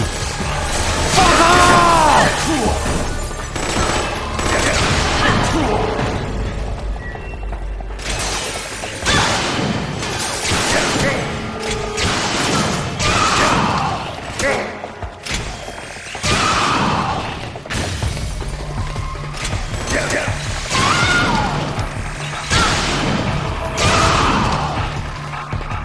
The fuck?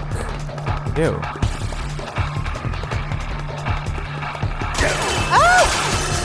Where is he? Where the fuck is he? Oh. Oh my god.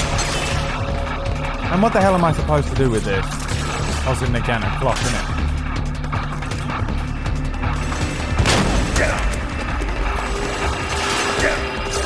Mushing Nagantosaurus Brachiosaurus. It's a Brachiosaurus o'clock. Yeah, I gotcha. You fuck off.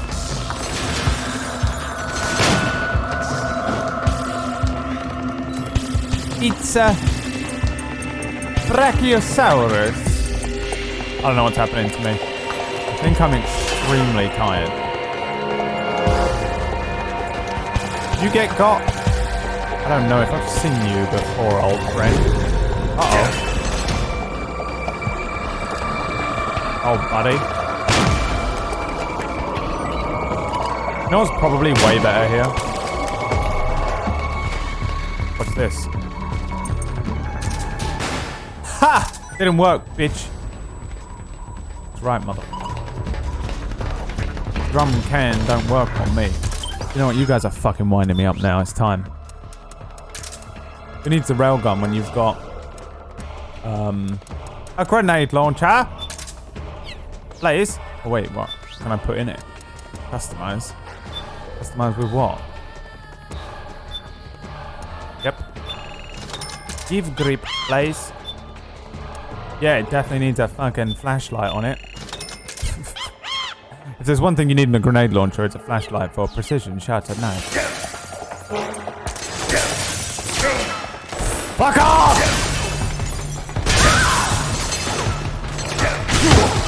Fuck me.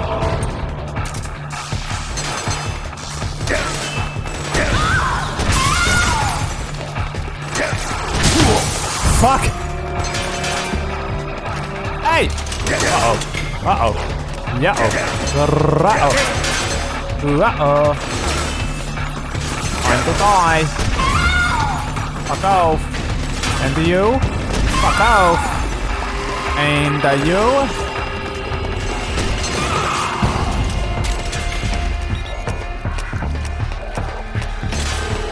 Where else is these motherfuckers?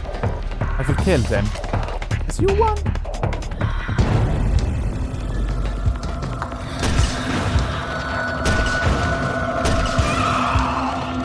You seem to be quite the lucky one.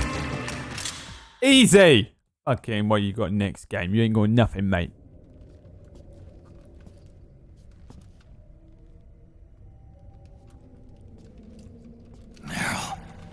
Snake.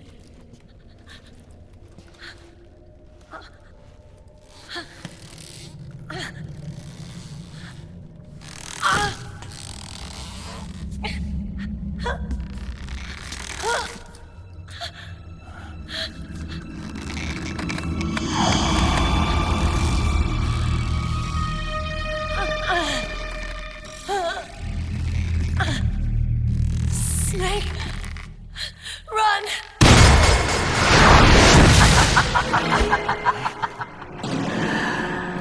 I know your wavelength. It brings back memories. It can't be.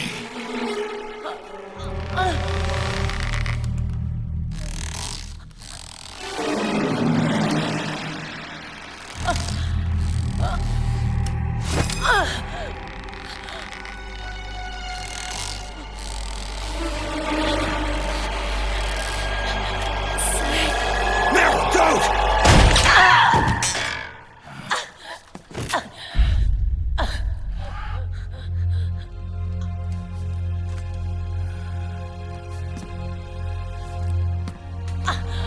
Johnny! Meryl! Wait! Occupy!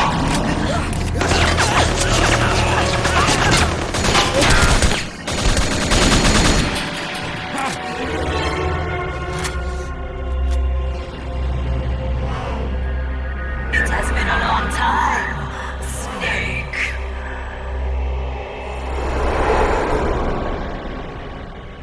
You psycho mantis. No, that was another me. Can you hear the screams? They cry for battle. Let me hear you scream! Howl! Roar! From the very depths of your soul!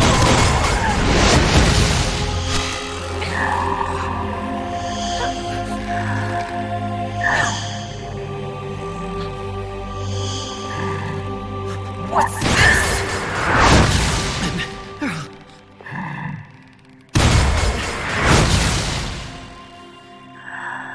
I see.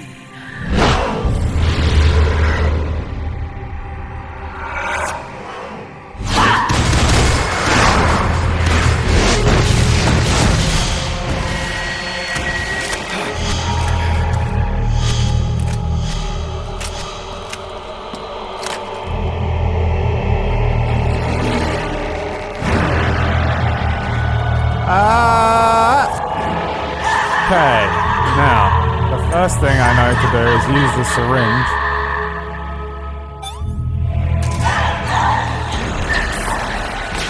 Next thing I know to do is to crank your ass. The next thing I need to do is take the fucking buckshot, put that in this, and fuck these boys up.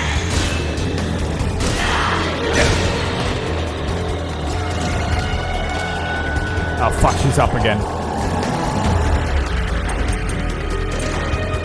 Alright, you know what? I think keep an eye on Meryl. They're just getting back up, dude.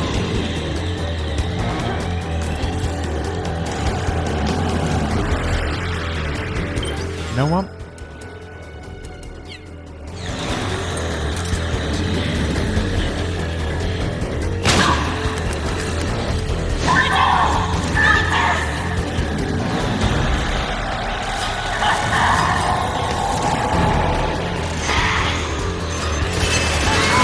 Jesus!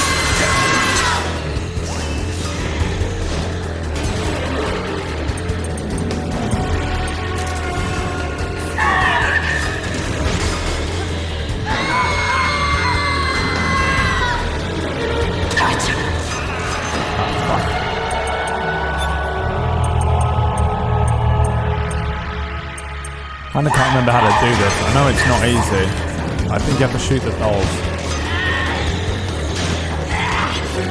Don't backseat me, I don't need it.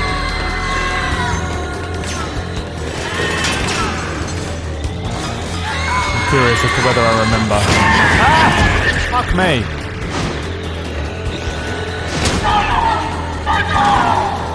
Not doing anything, is it?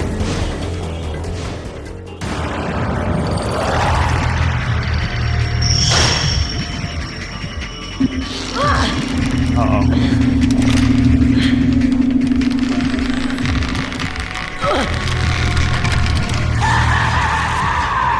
Okay. Even if she tries to hurt you, Meryl's not acting of her own free Okay, will. God. Don't do anything to hurt her. Knock her out if you have to, but don't hurt her. Fuck's sake. Can I grab her?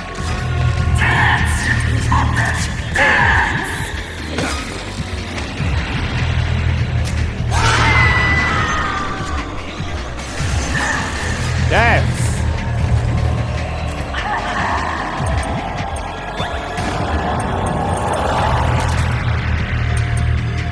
Now how do I non-lethal this fucker? Fuck, I ain't got any fucking ammo. Drebin. For fuck's sake, Drebin. That's what I need? The Mosin again.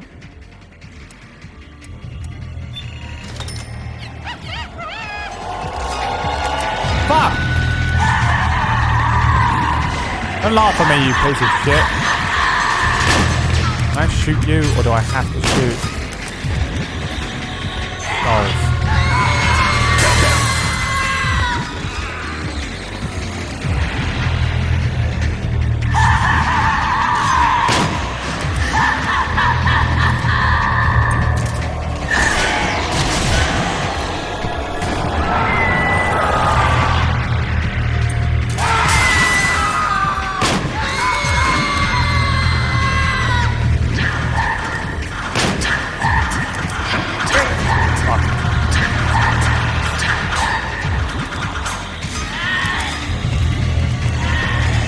Mosin again sucks. Fuck! Alright, okay. Let's try this. Bitch.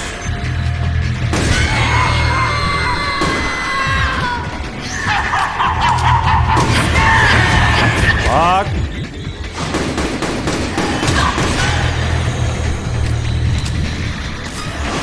I've got a fucking machete.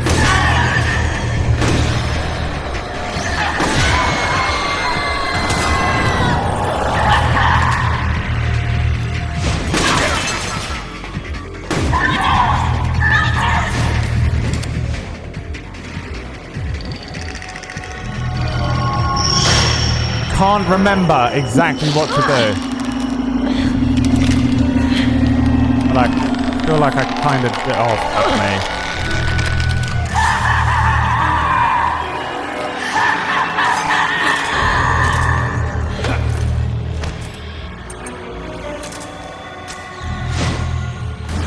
Fuck off, dude.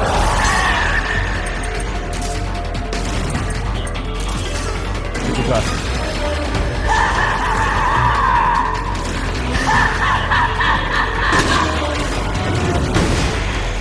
Oh look, the doll's hanging down. Yeah, it's working.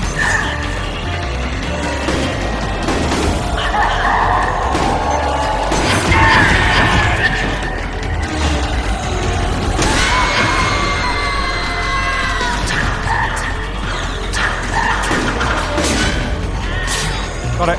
Did it fall? Where the fuck is it? There it is. I got it, but I didn't see what it said. That puppet.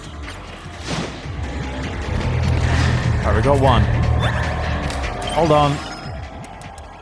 Items. I need to take the rations off and put some noodles on. Do I still have noodles? Good God, I'm pretty sure. Yes, thank God. Weapons. I think I have to get the other doll off of there. Where are you? Mantis doll. Marionette fashioned after former Foxhound unit Psycho Mantis. Creator and age unknown. Has the ability to release ghosts. If a ghost hits a person with active nanomachines, it will allow you to manipulate their body. Okay. So, can I use it on her, or do I have to get both? Oh, I think I have to get both. Yeah.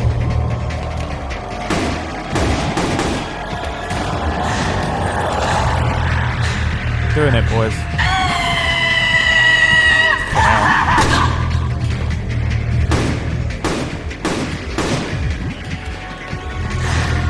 Fucking iframes, dude.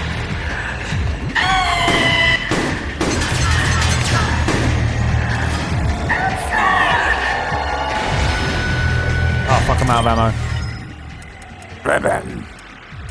Buy weapon ammo in here. Purchase ammo. It's the V-ring, isn't it?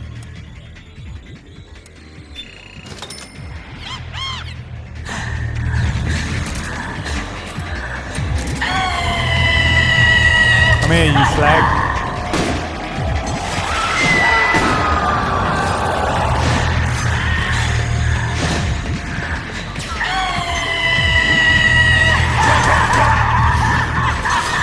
Fuck.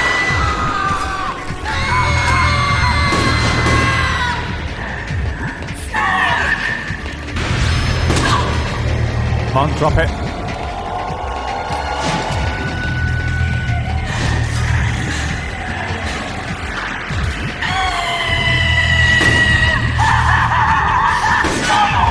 That's it, bitch. Where's it gone? Come on. Yeah. Sorrow Doll. The puppet held by Screaming Mantis in her left hand radiates an evil ambience that desecrates the very souls of the dead. Ready it with L1. Release Ghost with the L1. After scoring a direct hit, the controller... Check the controller while holding L1 to manipulate the target. Okay. So now we have both of these fucking dolls. I can't remember. I think I have to use them on her. Like, this is how you win, I think. But I don't know which one does it. Mantis? Oh, it's got to be Sorrow, look, because that's the blue one. Where are you, bitch?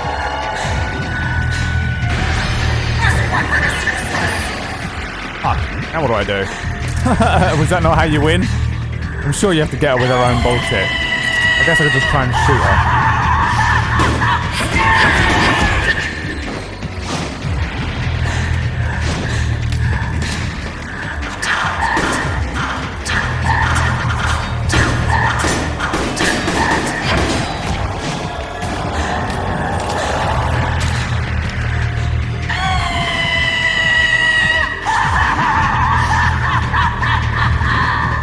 I don't remember what to do now at all. I don't want to use this one. It's going to hurt her. Right?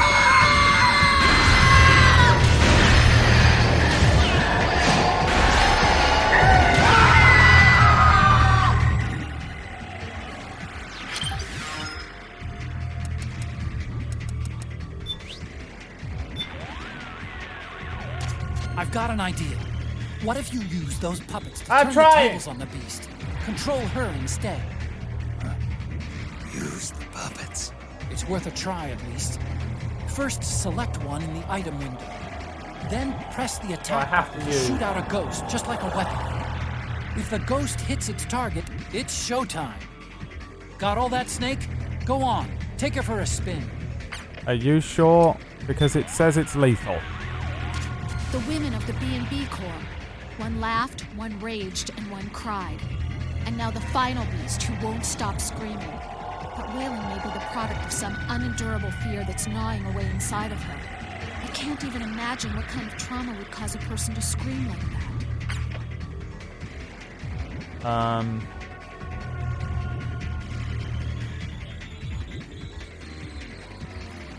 Okay.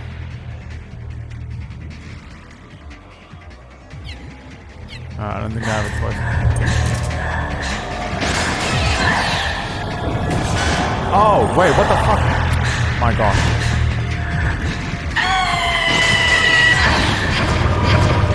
Do this. This isn't gonna work on this. Oh, it is. It really is. Oh, it's fucking her. It's fucking her so hard. Okay. Get shit on then. Damn. That fucked her up though, didn't it? So you can't non-lethal kill her then? Either that or I don't know what the fuck I'm doing.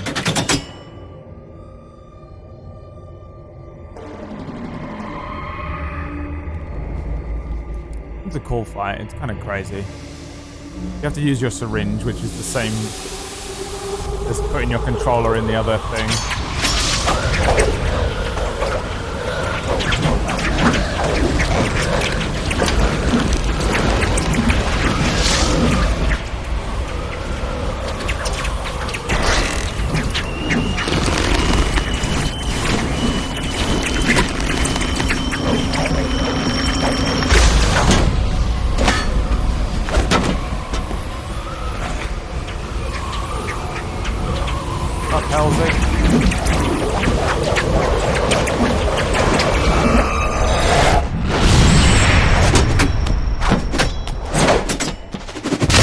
Jesus.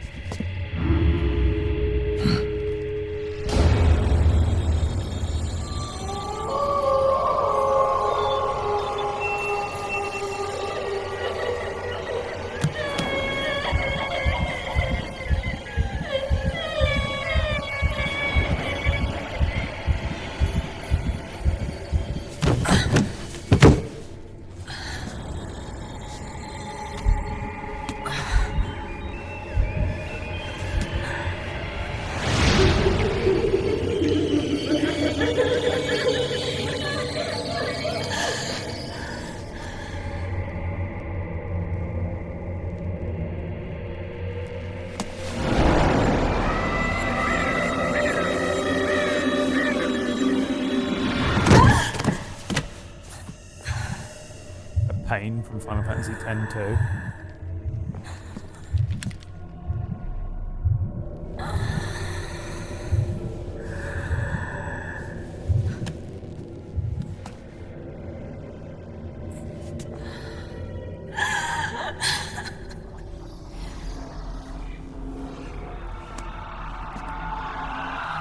I hear them in my head.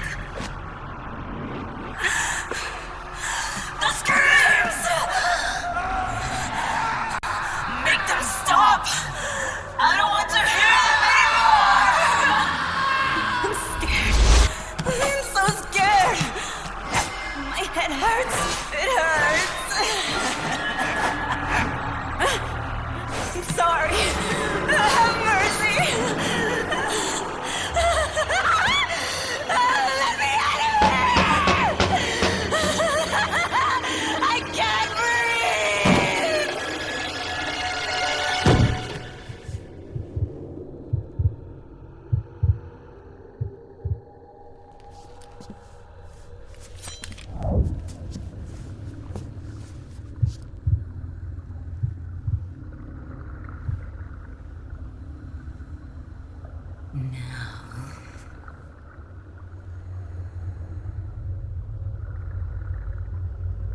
Get out of my body.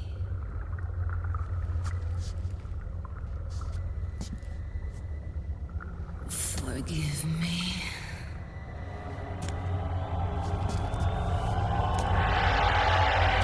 Set me free! Jesus.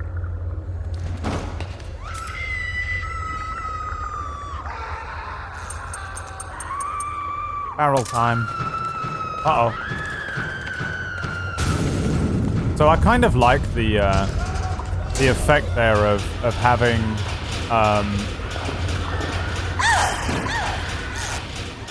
sound effects to determine her being trapped inside of whatever she. Okay, so she sees stuff that we don't see. Instead of showing us what she sees, we see what Snake sees. And the sound effects of her like banging to break out of a room that we don't see, but yeah, is in her head is an interesting way to do that. I liked it. Cinema style. I'm sure it's in something. Kojima doesn't really make anything up himself. It's probably from a fucking Hitchcock movie.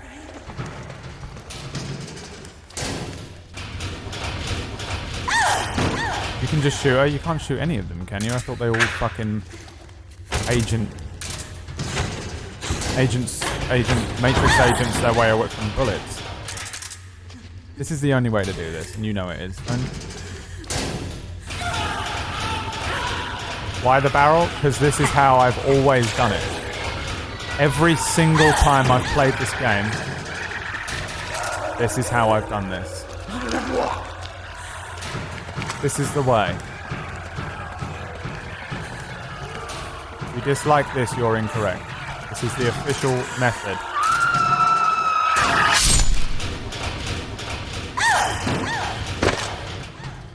You know it. I know it.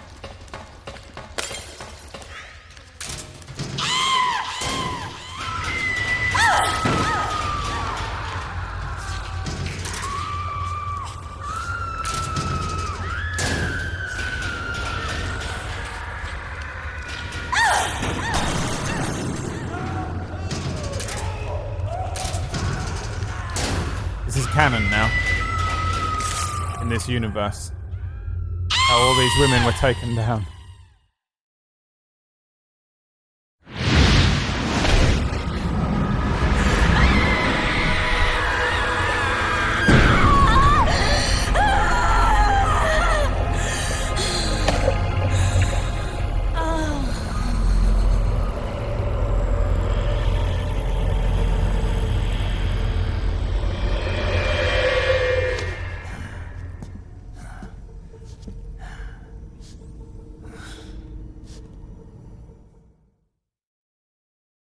By far the most effective way to deal with them.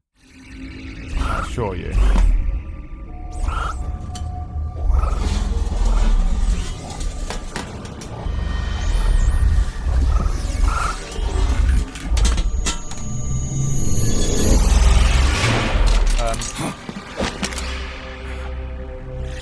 Excellent, Snake.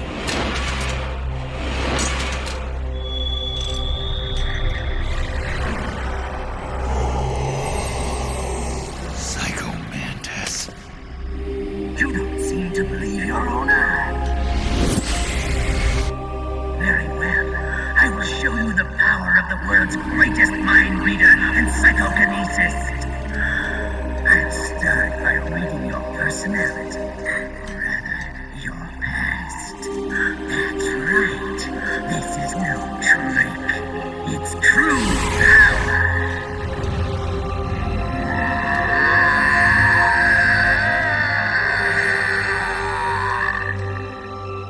What? Where is your data? Where is it saved? It's memory card. You've been dead too long, bitch. Your skills have improved, or rather, your hardware. How about this, then? Witness my psychokinesis. Your controller on the floor. This isn't even dumb, by the way. This is just Snake having a mental break. Like, this is all in Snake's head. None of this part actually happens. If you see a video of the room right now, Snake is just staring. You see him moving it. He's doing it! Not me.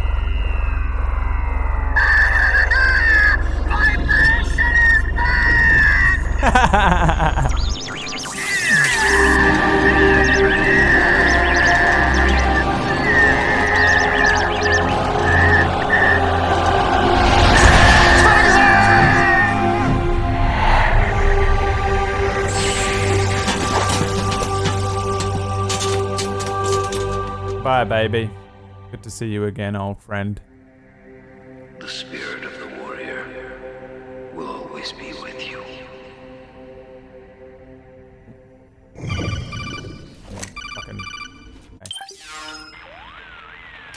So, you bested the last beast. That doll you just picked up lets you manipulate anybody who's got nanomachines in them. Sounds like something the devil's cooked up, if you ask me. Mantis came from South America. She was born and raised in a country racked by never-ending civil wars. Her village was attacked by enemy forces and burned to the ground. This was when she was still a little girl. Hunted by enemy death squads, she was separated from her family. She barely managed to escape with her life. Ended up in the basement of this one building. It was full of corpses that had been dumped there. Almost all of them had been tortured to death. She was petrified with fear. And then, she heard the sound of heavy boots on the floor above her, followed by shrieking screams. The kind that would make every hair on your body stand straight up. She had stumbled across a makeshift torture chamber. Somebody'd locked the door, and she was trapped. It was dark, it was dank, and it was full of a wretched stench. She couldn't sleep with the screams of torture victims all around her. All she could do was sit curled up in one corner of the room, trembling. A week passed, then 10 days. She managed to keep hydrated by drinking the filthy water pooled up on the floor, but there was no food. Being trapped in that kind of place, half crazy from hunger, did a serious number on her mind. Did you know female mantises eat their mates? The screams went on day and night. She covered her ears, but it didn't help. And then, she was saved. By a little black mantis that taught her how to block out the screams, how to plug up her inner ears. What the hell are you talking about? I'm saying, Snake, that when she couldn't stand the hunger any longer, she started feeding on the corpses. But only the male ones. She didn't realize who was doing it. In her mind, it was a female mantis devouring her mates. It was like one big twisted waking dream. There was no mantis, of course.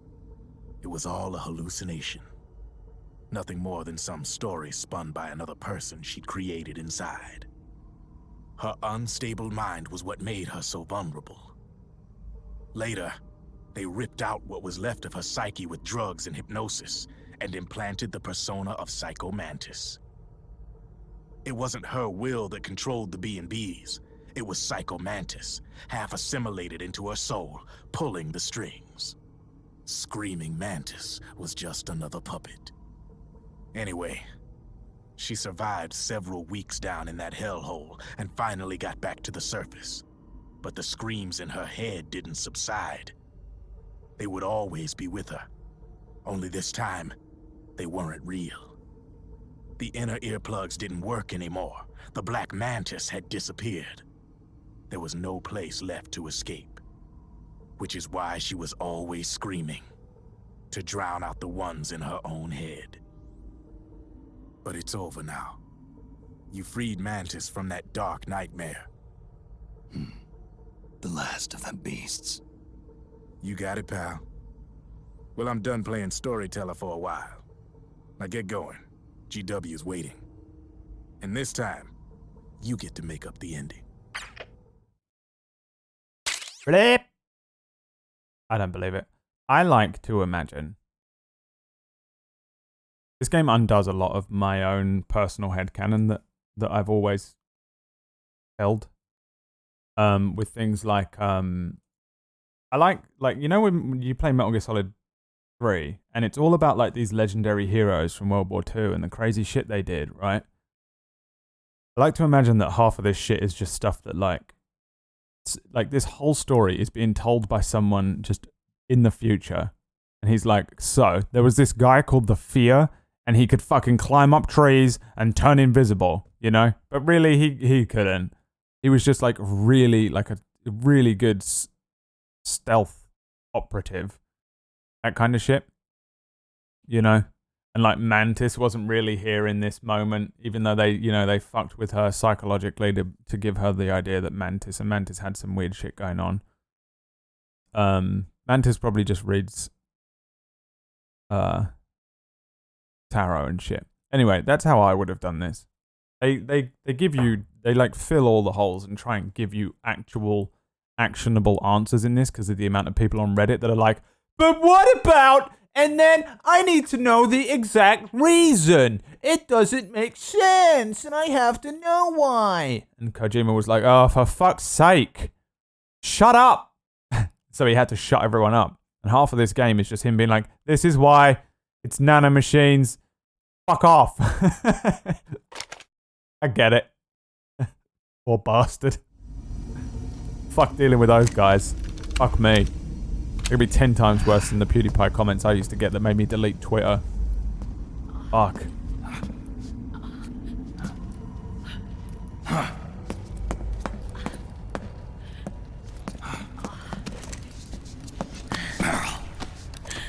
Snake. Where's Johnny?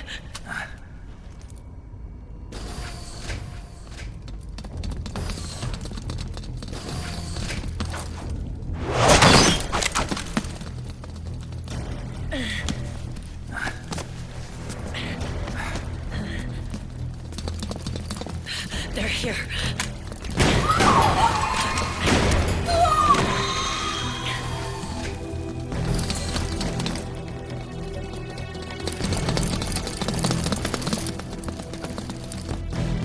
Go on without me. This time, I'll protect you. Go. Destroy DW while there's still time. While I'm still alive. Meryl.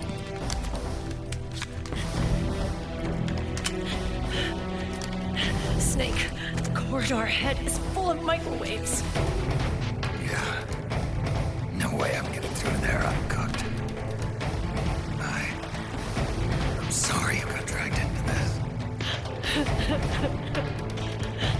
This time, I've got your back. We'll meet again on the other side. Go! Hurry! He goes off. Go!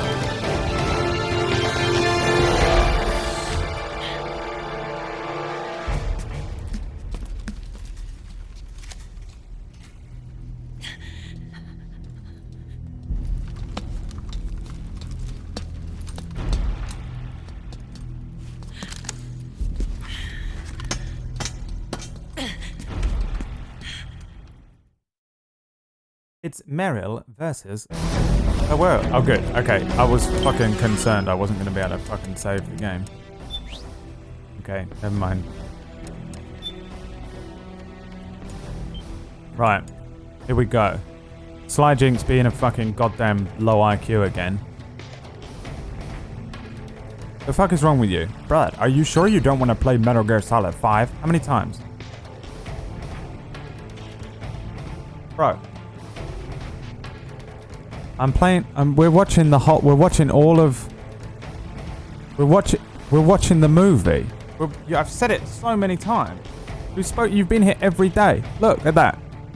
Metal Gear Solid 4, MGS5, the movie. We're watching it. We're watching 9.5 hours of cutscenes. Please, someone, please help me understand what is going on here.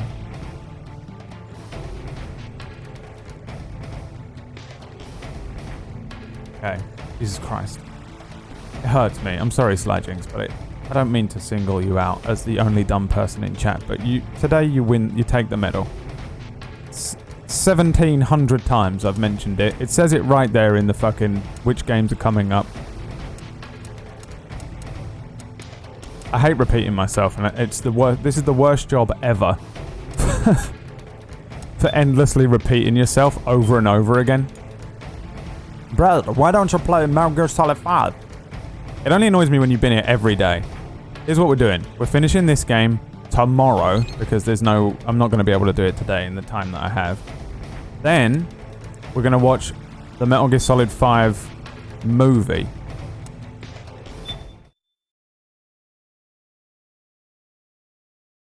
You know what that means? It's 9.5 hours of cutscenes. 9.5 hours of just all the cutscenes in the game. Which is hysterical. And give me some background music, please, internet. This isn't quite over yet. I'm gonna do something now. So I didn't play Metal Gear Solid 5 and I didn't originally intend to because I'm not saying this ever again. Someone clip this and every time you see it in chat, just spam it at them. Anyone that ever asks again. For tomorrow. And then we're done. And then we're done. Then we're on to it. This will definitely finish tomorrow. There isn't much left of this game. The end of this will be tomorrow. What day is tomorrow? Wednesday? What day is it today? Is it Tuesday today? Is it Thursday today? Fucking God. Okay, so the week... Oh, I was right. My prediction was correct. So Friday we finished this, which means Saturday and Sunday is just nothing but watching... Is nothing but watching Metal Gear Solid 5, the movie. So we're going to put on the game is far too long. This is the reason. Okay, flip this part. We're not playing Metal Gear Solid 5 because it's a billion hours to unlock all the things that I would need to unlock to be able to extract the lore. I would have to play it for a gazillion hours. And I don't want to have to do that because we're just doing this for a story playthrough, which means I didn't want to play it. And I was like, fuck it. It came last anyway. It only really has a couple of little things to do with the overarching plot, honestly, anyway. But they're big things, but they're not... I was like, fuck it, whatever. Then I put it to the vote pretty early on. Shall we just watch the Metal Gear Solid 5 movie? It's 9.5 hours of cutscenes and relevant moments. There are tapes and cassettes that play that give you all sorts of fucking lore and filler and shit. The relevant ones, as far as I'm aware, are in this 9.5 hour movie. So it's 9.5 hours, which is 2 streams, really. One 4.5 hour stream on Saturday, and then a 4.5 hour stream on Sunday. That's the aim here. And I know that doesn't add up to 9.5, but we'll see. I don't know. Maybe it'll be longer. I don't know, okay? I'm going to go in. We're going to go hard on Saturday because Sundays are usually more difficult. Anyway, 2 streams. And we're going to watch all the shit. By the end of that, you'll understand all of the lore that comes out of Metal Gear Solid 5, hopefully. I obviously haven't seen this 9.5 hour movie, but I've been assured that it's the one to watch for all of the information that's in 5 without having to play the gameplay. The gameplay won't matter. It doesn't mean anything. But it does mean we're just going to be sat here watching. That's all I'm going to do. I'm going to be in chat with you. I think I'm just going to put it on and fucking sit in chat and watch it along with you guys, and we'll just get it done. Then that'll be done on Sunday. Then I might have Monday and Tuesday off. And then Wednesday we do Metal Gear Rising, which is technically the last one in the canon. And it's set after this game that we just played here. But really, it's almost like a fucking bonus game. After this is the final game, really. It's really done at the end of this. But any like little loopholes and stuff will be tied up during Metal Gear Solid 5, the movie. And then we have like a bonus game. Metal Gear Solid Rising is fucking mental. It's like Bayonetta or something. It's fucking crazy. It's a really fun game. I genuinely don't remember the story. Don't tell me anything about it. We're not going to spoiler that either. But we'll play that on Wednesday. And then we're done, I think, really, with all of the chronology. And then I'm going to play Twin Snakes last because I've never played it before. I've never played it. And I just want to play it. And it's just the original Metal Gear game, which means in theory I should just be able to spam through it in 2 days. I have to figure out how to emulate it. Noodle assures me that he knows how to do it, so we should be good. And we'll just see how it goes. You've played it on this stream. No, I haven't. I've never played Metal Gear. Twin Snakes. Twin Snakes is the remake, Zod. I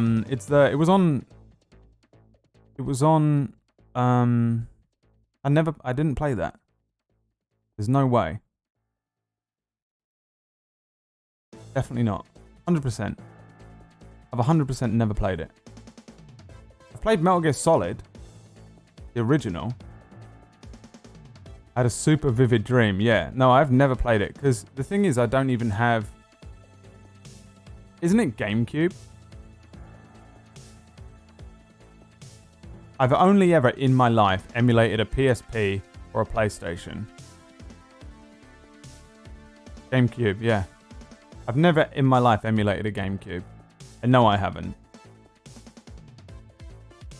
So I don't understand when I would ever have played it. I definitely didn't fucking capture it. I actually own a GameCube, but I don't know where the fuck it is. But I've never done it. 100% I've never played it, Zod. I would remember. I might have watched a bunch of stuff. You emulated it and it fucked up a lot. No, I don't think that was me, man. You sure I didn't just like watch a video? I might have watched a bunch of stuff from it.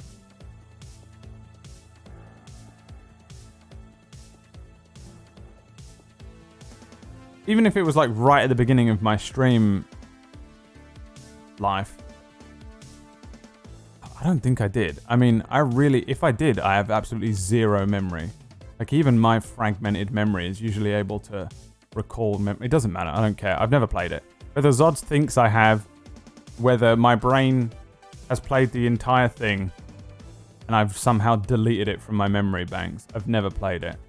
I think Zod is wrong. I genuinely think I'm 99.9% sure I've never fucking emulated a GameCube.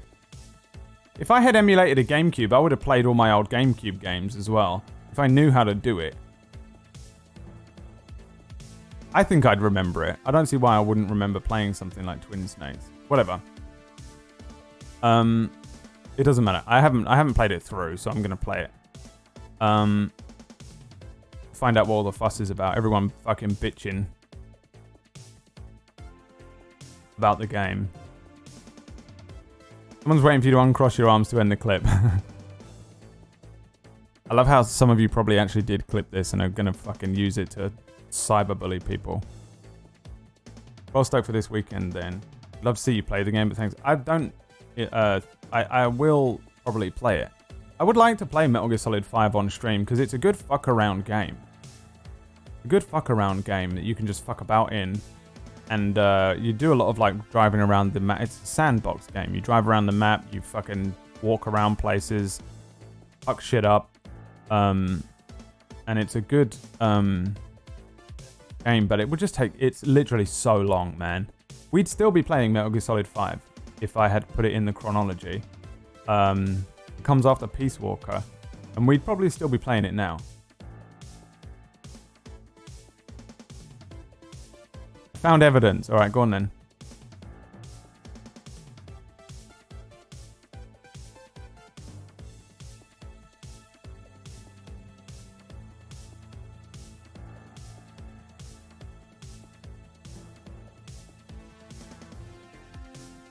Can't fucking capture this.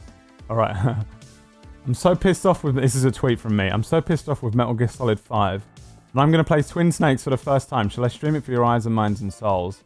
I'll do it tomorrow because there's no D&D. Yeah, there's no way I played it.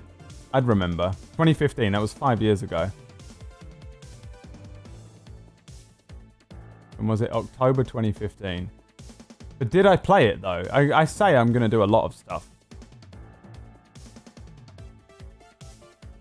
I mean, you may be right. Maybe I did try and play it. But how long did I play it for if it fucked up?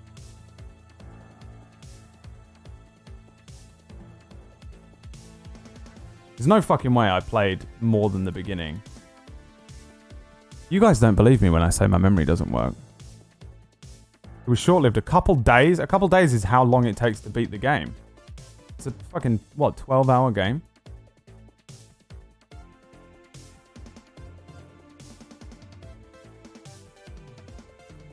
You had to restart it like doing most of Shadow. No, that was the game we did last year. That was the normal version. I have not played this game, man.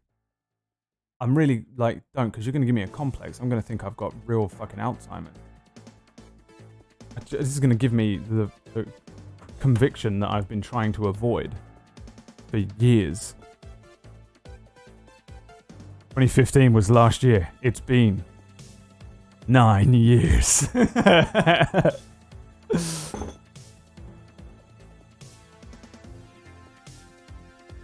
Yeah, no, I believe you that I tried to play it, Zod. I've never used a GameCube, though. The thing is, it would have been my old computer, so I can't even check. I feel like I would remember doing this. How could I not remember playing it?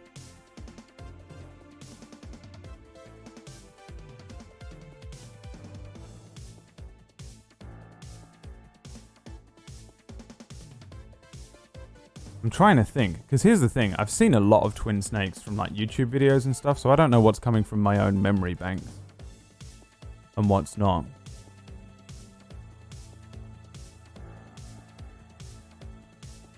Deleted from the memory banks to keep MGS1 pure. No, I don't think I played it. I think I intended to play it and couldn't get it to work. How many times have I turned a game on and it didn't work and I just went, well, never playing that.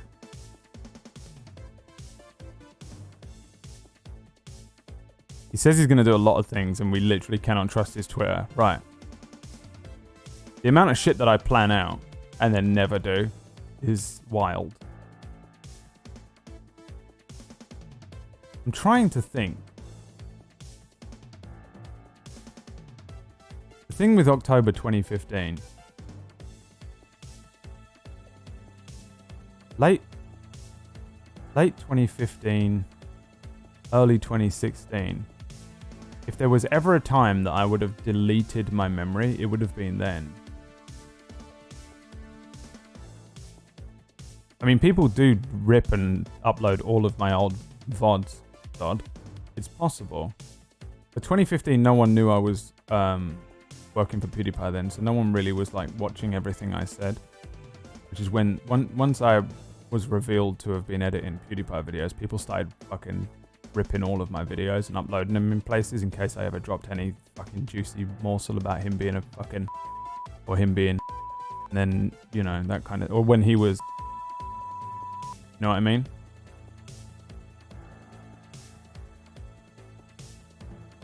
But hey, evidence points to Zod being right. It's possible, I guess. 2015 was a long time ago. Who cares? I don't care anymore. I want to watch this video. So, the reason we didn't watch this, do you remember at the end of Metal Gear Solid 2, I said, oh, let's watch the critical close-up video from Super Bunny Hop. And because it's the best video ever, and it really hits so much harder when you watch it just after finishing Metal Gear Solid 2, but it does a really good job of explaining the weird philosophical bullshit that's in Metal Gear Solid 2, and also some of the reasoning that came with it. But when I went to watch it, there was some elements to it that spoiled today's part of Metal Gear Solid 4. That essentially you return to Arsenal gear and you go into GW or whatever. But I didn't want to do that because I was like, it's kind of spoilery and, you know, it's probably going to annoy some people. So I didn't end up watching it then. But I think we should watch it now. Because I don't want to carry on. I think if I take one more step in Metal Gear Solid 4, we're on like the final rails to the end of the game. Like, I don't even know if you can save it after this point or whether you just have to fucking keep going. And the ending is quite long. Not only is there's a couple of gameplay elements that I know are really fucking difficult and I might struggle with.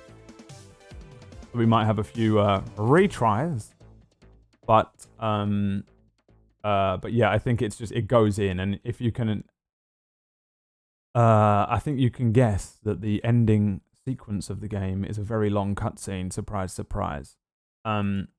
So let's watch the critical close-up of Metal Gear Solid 2. It's 35 minutes long, but it's really good, and I want to watch it, and I said I would watch it. So let's do that, because it's real fucking good. And if you want to know what the video is, it is from Super Bunny Hop.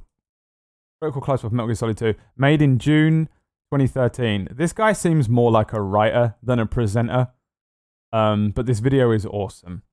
And, you know, it's not one of these, like, fucking YouTubers that's like, hey guys, thank you so much for subscribing to my channel. He's just presenting you information, okay? So, enjoy. It's the best. It's Pumpkinberry here. She is here because she's trying to fucking psychologically counsel me through Discord. All right. Enjoy. Think about everything you know, and then think about why you know it. That's Zod. Are our thoughts simply That's hardwired Zod. from previous experiences? This is Zod telling me right now that everything I've known was in fact a lie, and my entire memory banks have been fabricated by him. Or do we have actual real control over them? And if we do have that much control over our thoughts, then how do we filter out the objective reality from what we just want to be reality? You clicked a link and ended up here, and you're probably wondering what all of these questions have to do with the title of this video. This rabbit hole runs deep. You might not have expected what you got, but if you stay with me on this trip, you might be able to understand one of the most convoluted games of all time. It actually took fans years to figure out exactly what's going on here, and more importantly, what it all means.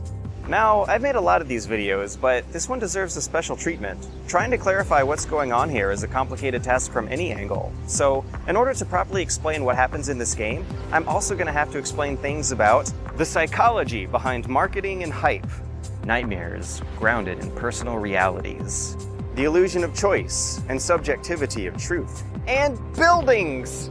What do all these things have to do with Metal Gear Solid 2? A lot, actually. Because at the end of the day, Metal Gear Solid 2 is a postmodern deconstruction of the deceitful and manipulative qualities of its medium.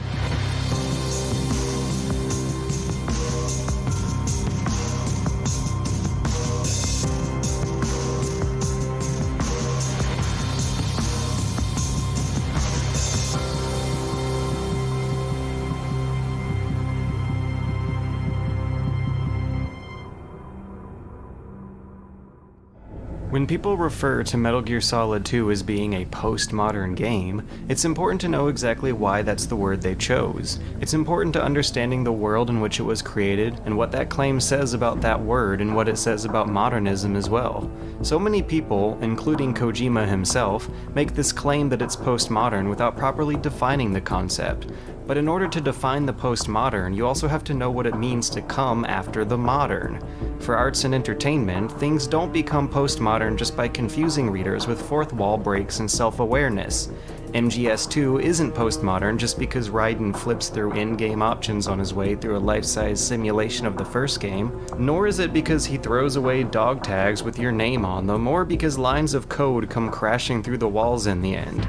It evokes the collective underlying social thoughts of the entire postmodern era, and that's what postmodernism essentially is, just a word that references a certain period of time that came after what people called modern. The word postmodernism first got tossed around in the early 70s to reference a new wave of architectural designs that were a response to the unnatural-looking glass blocks of earlier decades. By comparison to the modern, postmodern buildings look like similarly unnatural glass blocks, but with only a few superficial decorations. And that's an important observation. Postmodernity is very much a response to modernity, but it's still working under its same assumptions and limitations. It's very much an extension of a wider cultural shift that started about 150 years ago, when the Industrial Revolution triggered a chain of events that shifted economic conditions towards a new kind of collective cultural thinking. Basically, at some moment 100 years ago, time and space compressed and everyone went crazy. The spread of global capitalism and industrialization led to imperial competition that resulted in World War I, and during that conflict, common sense as we knew it changed. The brutal efficiency of the factory and the railroad meant that time was money and travel was cheap. The sheer scale and longevity of World War I meant that all of humanity was equally capable of the same atrocities. Modern art evoked this cynical pluralism by depicting the same scenes from multiple angles at the same time, always with the clock constantly ticking away in the background. Virginia Woolf and James Joyce happened, and these writers depicted characters who were fragmented, bipolar, or self-aware of their place as characters in books. When city planners jumped on board, they built wide-open celebratory squares that eventually became used as rallying points for brutal regimes. Everyone's morbid obsession with the dehumanizing efficiency of this economy led to another world war, with an even shorter wind-up and cool-down than the last. But industrialism never stopped. In the 70s, the first world's manufacturing economy turned over into a service one. Cheaper jobs got outsourced to other capitalist countries thousands of miles away. Communications got faster, and yet again, so did traveling. The fleeting nature of time and the volatility of business now means that workers live in episodic moments of the present. Kids grow up in phases, and the unemployed are in between jobs. We're always trying to plan ahead, so the future has been folded into the present. And on top of that is the confusing realization that this entire planet, which is actually quite a small and lonely place, is filled with an astronomical number of human beings who all need to be individually respected. In the midst of an entire society of identity crises and contradicting moral values, a new search for greater personal meanings arose. People want a solid moral foothold in this very unstable world, so individuals peruse in and out of major lifestyle brands and political movements. So the postmodern arts and entertainment that evokes the postmodern era are inherently schizophrenic. You have characters with a conflicting sense of time and place, who often have to juggle multiple plots at once, each one with an uncertain context. If modernist fiction popularized meta-narratives, then postmodern fiction popularized metafiction. You have highbrow literature delivered through lowbrow mediums, stories that tell stories about other stories. You have a deconstruction of what narrative rules constitute realism, and fiction that's critical of those dogmas. The nature of postmodern art is to question the dogmas of what came before it. That is, the rules and techniques that were accepted as permanently modern despite ironically characterizing a very brief period of history. And one of the most effective ways to do that is to highlight the context in which art is presented, oftentimes by pranking the viewer into questioning whether or not it's art at all. These urinals and soup cans didn't take a vast amount of skill to make, and they're not pretty to look at, but what's important about them is the context that they're presented in within the art gallery. The real showpiece is how ready people were to put this stuff on a pedestal. These artists knew that they already had fans who would justify whatever they made, and they also knew that people would care enough to argue about it, and even that is a part of the context these pieces are actually showcasing. They use this context to deliver messages about taste and class, or about reproduction or originality. In other words, postmodern art asks questions about art by putting it in an unfamiliar context, and a proper understanding of the context that Metal Gear Solid 2 was released under is required for a proper understanding of the game. More specifically, understanding that context is required to understand how the incredible differences between these two chapters were designed to manipulate fans. Most importantly, the manipulation actually began long before the release of the game. There were already Metal Gear fans who would have bought it and loved it based on the name alone. It's a bit difficult to remember that this game might have been the most anticipated product of its time. Sony was distributing VHS tapes with trailers. People were buying Zone of the Enders by the thousands just for a 20-minute demo. It was a massive step up in terms of fidelity than what we had seen before, and would finally meet the standards for what an actual next-gen game of the time would look like. It was also still a young series, following a cliffhanger ending that left plenty of room for an exciting and dangerous sequel. The hype was massive, and throughout it all, they never once showed us what 90% of the game was actually going to look like. They never hinted that Raiden was going to be a thing. He isn't even on the back of the box, but for all intents and purposes, he's the main character of the game. But even after the game's launch, you'd be forgiven for not knowing that. After all, the first hour is a carefully constructed tech demo designed to completely pander to fans. This opening tanker sequence is the most convincing piece of misdirection of them all. It exceeds what was shown before. It carefully sets up for a sequel that's almost too good to be true, while also fan-servicing the living daylights out of Snake and Otacon. The first cutscene keeps Snake hidden behind smoke and mirrors for an entire 3 minutes before the grand reveal, and once that's over with, it isn't shy about showing off the gameplay changes either. The game points out that guards are tougher than before, and that you can shoot out lights to play with shadows. There's multiple entryways and a non-linear level design, but the layout of this place funnels you into accidentally discovering the vast amounts of detail they put in here, and how those details affect gameplay. Even Snake's wet footprints don't go ignored, and neither do all these breakable objects, which were meticulously animated before the days of physics middlewares. The attention to detail is crazy, and so far, the callbacks are tasteful. They even throw in a Raven revival fake-out to foreshadow the craziness that's to come. Everything about this tanker is built to showcase the features of an ideal sequel. It's exactly what players expected and wanted out of Metal Gear Solid 2, which would have been a creative and bold, but also self-congratulatory sequel. But then, Snake dies. You're an hour into the game, and suddenly the game as you know it starts all over again. And this time, it's an awful lot like the first game. You see Snake dive into the docks of a terrorist-occupied workplace. and he wears a mask while waiting for a guarded elevator to arrive. Even the Colonel's there, saying the exact same lines as last time. There's so many unsettling and outlandish little details in the beginning of this chapter that it's hard to keep track of them all. The tone is considerably darker, and the levels are now linear metal corridors.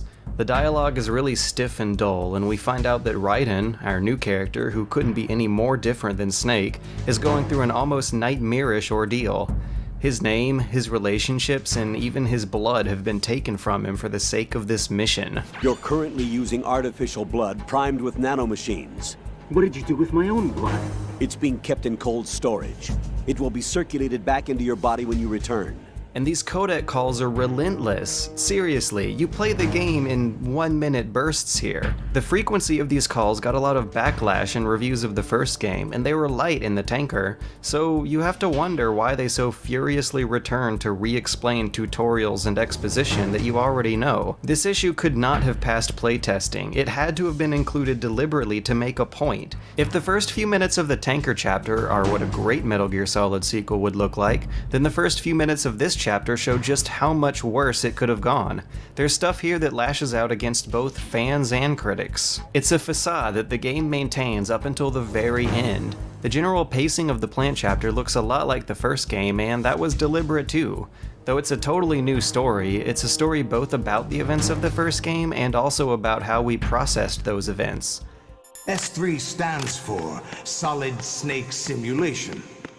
It's a development program to artificially reproduce Solid Snake, the perfect warrior. The result is a Foxhound Commando. When Foxhound no longer exists, a simulated Solid Snake shaped by VR regimen. Sound like someone you know, Jack? At the very end, the S3 plan reveals that the fans' expectations have been carefully toyed with this whole time.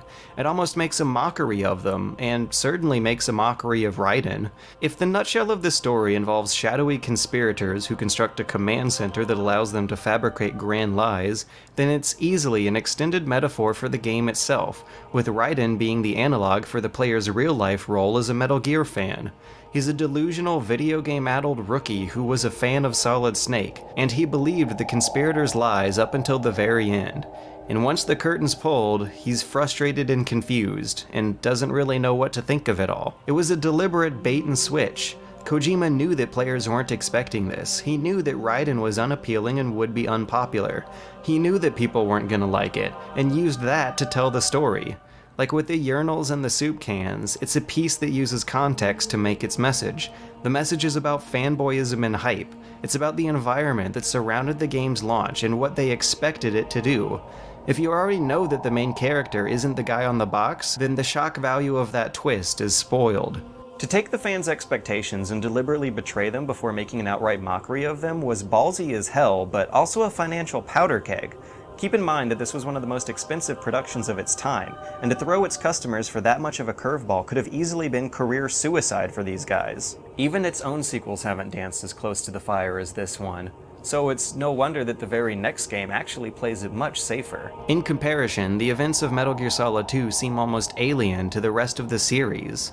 Like so many other works of postmodernism, there's a loose sense of temporality, and a shaky grasp on what parts of it are supposed to be realistic. There are so many inconsistencies and holes that the fiction of this game might not even be rooted in the fiction of its own series.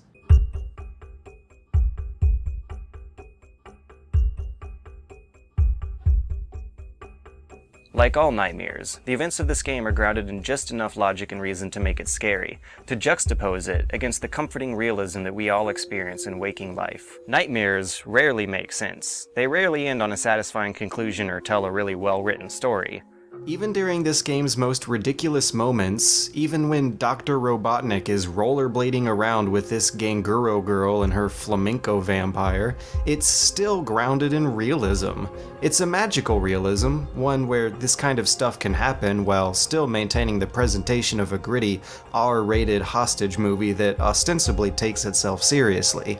And the funny thing about these nightmares that take themselves so seriously is that they're usually very aware of the fact that they are nightmares. And that vampire too, it's like being in a nightmare you can't wake up from. Jack, snap out of it. The nightmare that happens in this game manifests that self-awareness by staging it all as a VR simulation.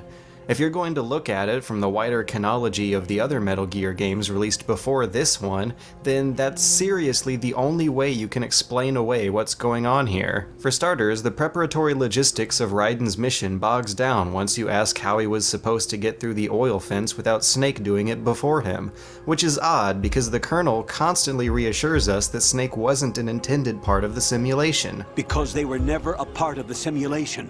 They're an unknown factor. You can take your simulation and we're out here, we bleed, we die. Calm down.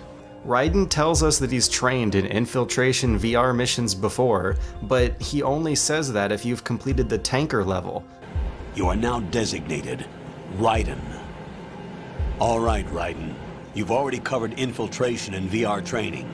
I've completed 300 missions in VR. I feel like some kind of legendary mercenary. You are now designated Raiden. This will be your first sneaking mission. The arms will naturally have to be procured on site. Which suggests that we might have actually been playing as Raiden playing a simulation of the tanker level, which is suggested even further by this line here. I've gone through VR training of the tanker mission before. Yeah? Well, I doubt it accurately simulates the events of that mission. It's also weird that in these flashbacks of the tanker mission, we're being shown a different tanker than the one we actually played. It looks like cut content, like the lengthy escape sequence that didn't make it into the final version of the game. Instead, we saw the tanker just snap in half and Snake spill out. If the details of this flashback are supposed to be canonical, then how do we know if we're looking at Raiden's VR mission or Snake's actual flashbacks? The plot of this game leads us down a loop of circular logic. We're also told that Raiden's VR missions are indistinguishable from the real thing, which he oddly says after encountering a supernatural vampire. Snake remarks that the vampire is something you'd never see in VR, but if VR is indistinguishable from reality, then what's stopping their whole waking existence from being VR? I've had extensive training, the kind that's indistinguishable from the real thing. You won't see that in VR, I guarantee. We can already see from the cutscenes that there really isn't anything stopping unrealistic characters from showing up in VR, so how could he possibly exist if this wasn't VR? The reality that Raiden had prepared himself for is torn apart, and quickly turns into something more surreal. The name associations teased up to this point suddenly get taken literally, like how the Colonel, who's actually the AI core of GW, actually plays the role of a computer kernel. The big shell is a shell interface that Raiden uses to interact with the simulation. His real name, Jack, is a plug we jack into to interact with the shell, while the kernel processes all of our actions into plot outcomes. Suddenly, the fact that he flips through your game option screens inside the game no longer looks purely utilitarian. Right around the time that the AI kernel is revealed, lines of code begin to seep through the walls, and soon we hear Snake say this. If you run out of ammo, you can have mine. You got enough? Absolutely. Infinite ammo. This is the smoking gun. Here's Solid Snake, the picture-perfect representation of what Snake looks like as an idealized video game hero, just as he appeared during that glorious and fleeting first act. Even better is that he has cheats turned on, literally. This line of dialogue references an unlockable bandana from the first game that gave you unlimited ammo, so in this part of the game when Snake and Raiden are fighting alongside each other, what does he do? Well, he tosses you unlimited ammo. This nightmare isn't based on a fictional reality. It's based on our own. Despite being a series of metagames, no other Metal Gear has come this close to total absurdity. Snake actually turns on cheat modes right in front of you, and the plot just rolls with it. It's even underplayed. They make way less of a spectacle out of this than they do other fourth wall breaks. You're just supposed to roll with it, but it's absolutely unreal. About an hour later, we see Raiden directly reject the player's control to end the game. His girlfriend has been working with and reinforcing the Colonel's decisions this whole time, and is revealed to be another AI construct before suddenly appearing right in front of him in the flesh. Does she exist or not? Does it matter? We can tell that Raiden is almost completely delusional at this point, mostly from being a self-aware character in a fictional video game. Snake actually reminds us of that fact. There's no such thing in the world as absolute reality. Most of what they call real is actually fiction. Later on, Metal Gear Solid 4 would come out and mostly retcon this reading of the game, but it's important to know that Metal Gear Solid 4 wasn't supposed to happen. Metal Gear Solid 2, much like number 3, 4, and 5, were all billed to be the end of the series. This ending here was meant to be conclusive. These questions were deliberately left open to make room for a greater message, which is to stop worrying about canon and learn to love subtext. Of course, this story is a linear mess of holes and contradictions, but in the end, you're supposed to have your own fun trying to come to the conclusions yourself. Listen, don't obsess over words so much. Find the meaning behind the words, then decide. You can find your own name. And your own future. I know you didn't have much in terms of choices this time. But everything you felt, thought about during this mission is yours. And what you decide to do with them is your choice. Games are perfect for liars and sadists. They are manipulative illusions, very deliberately designed to dupe players into believing they have the agency of choice. But in reality, almost every possible interaction and outcome in a game has been carefully cultivated out of rigorous playtesting. Choices are cleverly presented under the false premises of role-playing. You are not a brilliant strategist. You are not a real estate tycoon. You are not cleverly making up these jokes by yourself. You are pretending. You are not a secret agent sent out on a mission to rescue the president, and you weren't last time either. You're tapping on a piece of plastic in front of a TV screen, playing a game. If a recurring theme of this game's story is to frustrate and confront players of the first game, then designing the gameplay around that theme must have been the easy part. It's easy to see that while the story of this game was written with absolutely cutting-edge design philosophies, its gameplay was very much constrained by antiquated design philosophies. It actually gets in the way of clarifying the point of the story. By comparison, look at Spec Ops. That game wowed critics by featuring a story with elusive causality, a delirious and delusional character, one who was deconstructed by the player's actions. Both games judge their audience while also asking their audience to judge themselves, and they both embrace ludonarrative dissonance in a morally unstable and cliched military setting. And of course, both games were falsely advertised. But one of these games struggles to make its point. The other demonstrates it vividly, and sparked a critical revelation. Spec Ops succeeded at pulling off all the stunts that backfired for MGS2, and there are a lot of reasons why. Of course, all of the Metal Gear games are loaded down with a lot of sequel baggage and bloated writing, but this story isn't supported by the player's actions nor driven by its core mechanics. Raiden's crisis of self occurs because Emma Emmerich uploads a virus to the core AI. Walker's crisis of self occurs because the player thoughtlessly shoots and kills hundreds, if not thousands, of other human beings. It's also odd that this heavy narrative about illusory choice is presenting an awfully choicey game. There's an incredible amount of different ways to sneak past guards. Your inventory is huge. There's an enormous amount of tricks you have up your sleeve if you bother to sort through them all and pick them all out. The downside is that this expansive toolset is bogged down by a bunch of fluff items. Seriously, how many people actually use the microphone outside of its one room? And unfortunately, it's not easy to pull off a lot of these moves thanks to a camera system that uses claustrophobic horror game angles. In the plant chapter, you have to do a good deal of sneaking without the radar, and that just shows off how much of an elaborate process you gotta go through just to point the camera at what your character is looking at. You gotta hold the direction buttons towards the wall while holding the triggers, and then you wiggle the stick. And you can't let go of any of these buttons without breaking the action. The first-person mode is a godsend, but peeking around corners with it limits your mobility and also exposes you from cover. By comparison, sneaking through the levels in the first Splinter Cell is night and day. It came out around the same time and proved that you can pull off a lot of these same moves with a much simpler control scheme, largely thanks to a completely controllable camera that's always peeking just over your character's line of sight. In fact, future Metal Gear games would take that very same camera from Splinter Cell, and suddenly you no longer have to worry about getting spotted by guards who are out of frame. This anachronistic conflict between modern-day philosophies and dated sensibilities is further reflected by comparing it with modern art games, which usually use more abstract tokens to clearly demonstrate complicated concepts. Thing is, despite the game's mind-boggling postmodern plot, there isn't much of it reflected in the minutiae of its gameplay. Up until you run through Arsenal in the very end, its story about misinformation and misleading expectations is primarily delivered through cutscenes and not gameplay. But all that brilliantly changes in the third act. Like Spec Ops, the game boils up frustration and confusion that's shared both by the player and the character.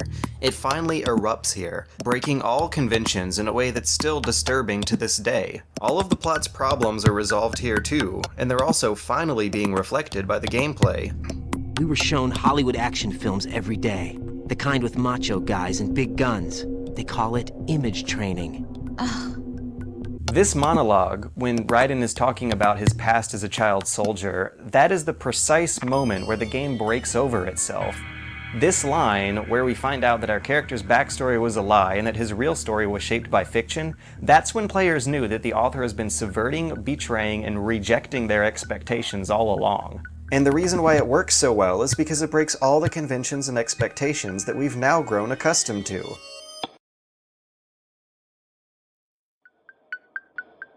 The first thing that breaks is your character. After hearing the lies and confessions of nearly every other character in the game, it comes time for Raiden to do the same. In this cutscene, we find out that he's not actually the effeminate wargame-trained rookie that we were so shocked to find ourselves playing as earlier. In fact, he has a backstory that's more sadistically macho than pretty much everyone else. He's not actually an empty jack that we can comfortably inhabit. He has baggage, and he's no longer keen to giving us full control. Stripping him naked here serves a dual purpose. It highlights the brutal rebirth of this character while also giving him a gameplay-affecting reason to reject the player's control. Of course, back in 2002, no one wanted to test to see if you could have a dude's junk hanging out anyway, so for this segment, Raiden can't bear to show himself to our camera, which is especially weird considering the life or death circumstances he's under. So you can't free his arms for the attack moves that you've gotten yourself used to. Your inventory is completely empty and Raiden actually sneezes against your will too. Your vulnerability and confusion couldn't be more overstated, especially because this chapter also breaks the physical space of the game, beginning by framing the scene in the memory of Shadow Moses. Just like in the last game, your hero is strapped to a torture chair by Ocelot, the Big Bad, and another female henchman. You're literally inside a room from the first game, right down to the blurry textures and low poly furniture. This situation, I find it very nostalgic. You continue on into Arsenal Gear, where geometry is a far cry from the rest of the game, if only because lines of code and computer windows are floating in the air. The translucent floor lights up with every step. There's a bottomless pit surrounding the whole stage, and once you finally make it to the end, you might notice that this room looks awfully familiar. And again, these weird gamey visual effects aren't explained away either. You sneak through another Arsenal Gear in Metal Gear Solid 4, and it looks nothing like this. It looks kinda like a battleship, but in this game it looks more like a glitchy map editor. You're in the belly of the beast, complete with rooms that are named after digestive organs. Space is broken, and so is your character and his relationship with the other characters. The whole game has built up to this moment where Raiden, naked, shivering and sneezing, is completely dwarfed by Solid Snake, who's gloriously over-equipped with the same outfit he was wearing in the tanker. This part of the game shows Raiden's admiration of Snake, and by extension the players as well, through both cutscenes and gameplay. Note that once this cutscene is over, we start the next scene from Snake's point of view. His health meter is longer, his bullets hit for more damage, he's a better shot, and he's also surrounded by an invisible wall that you can't walk away from. And the last thing that's broken is the entire pretense of this being a stealth game at all. For the next 2 rooms, you and Snake kill your way through hundreds of these weird sci-fi ninja guys, and it's a total bloodbath. It's completely antithetical to the entire rest of the game. It's like the game itself forgot that it was supposed to be about stealth, because now it just gives you a sword, an invisible wall, a bunch of bad guys, and infinite ammo. It's insane! You and Snake just blast your way through these guys, and Snake does most of the work. You finally end it off with a sword fight against the former president of the United States, who's also revealed to be the last thing in the way of the Patriots controlling the world. All these twists and turns reveal the metagame nature of the plot in an over-the-top fashion, and is driven home by a resolution that asks us to discredit the previous entirety of the whole game. Was the bad guy really bad? Were we really the good guy? And whose story should we believe? Who was lying? And is there anything differently we could have done that whole time? These are the kinds of questions that the game asks you in the end. They also ask about the state of the world outside of the video game, and they challenge the player's perceptions of truth. What are you going to do with the experience of having played this game? MGS2 asks you these things by evoking postmodernism to make a statement about the outrageousness of its hype, by setting the game outside the canon of its own series, and by embracing ludonarrative dissonance before deconstructing it right in front of the player.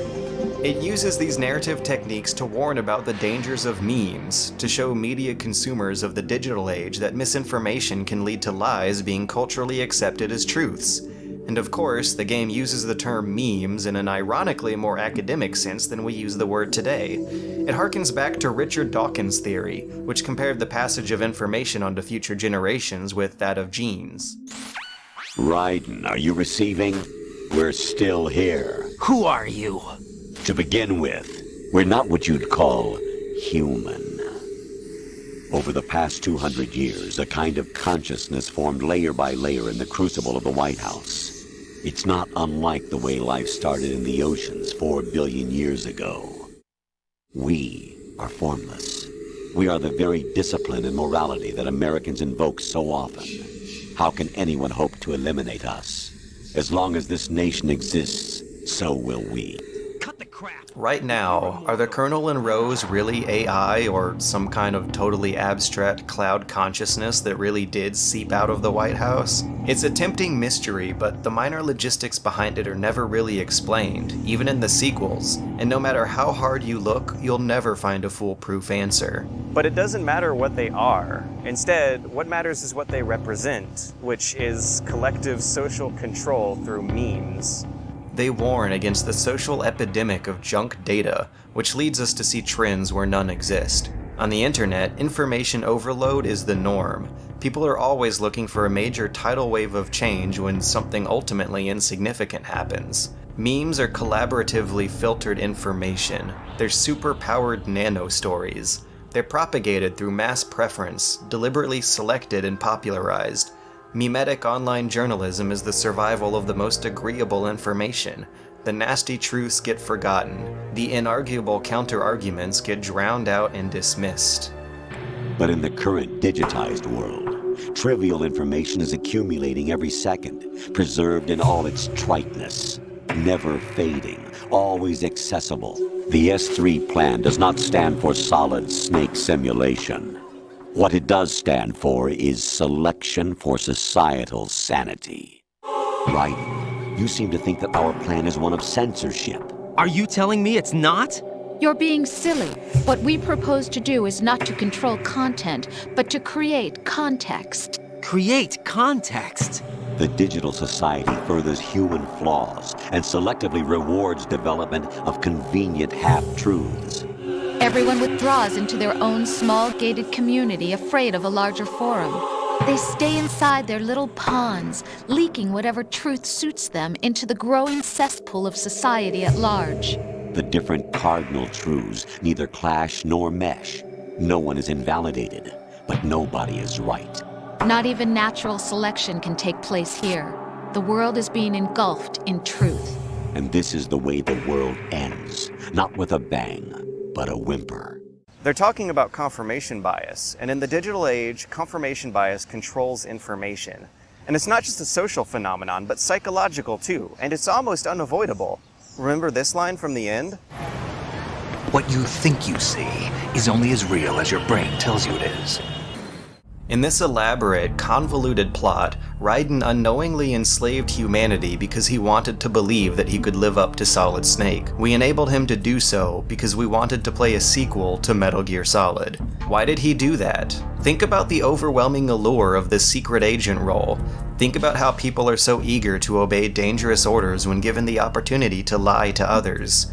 Think about how eager people were to abuse each other during the Stanford prison experiment. Think about the role that viral media creators play. Think of the guys who actively work to trick everyone else into propagating their memes. The people who tally preferences, cross-reference trends, and enumerate words. The people who measure thoughts with scientific models, and carefully alter and manipulate their message to suit the kind of responses they want.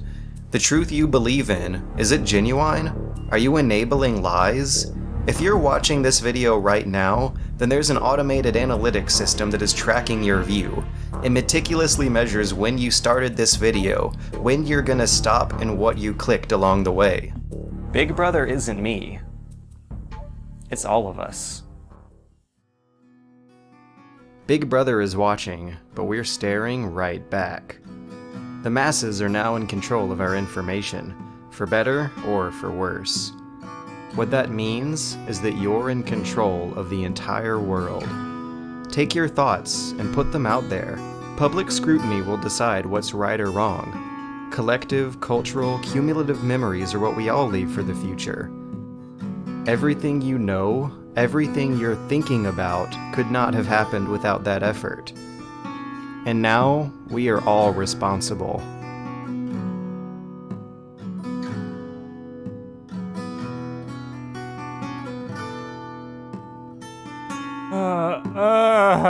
My brain. Okay, so, Metal Gear Solid 2 is the best game of all time. Change my mind. Fuck, dude. God fucking damn. Are you kidding me? What the fuck? How? So good, man.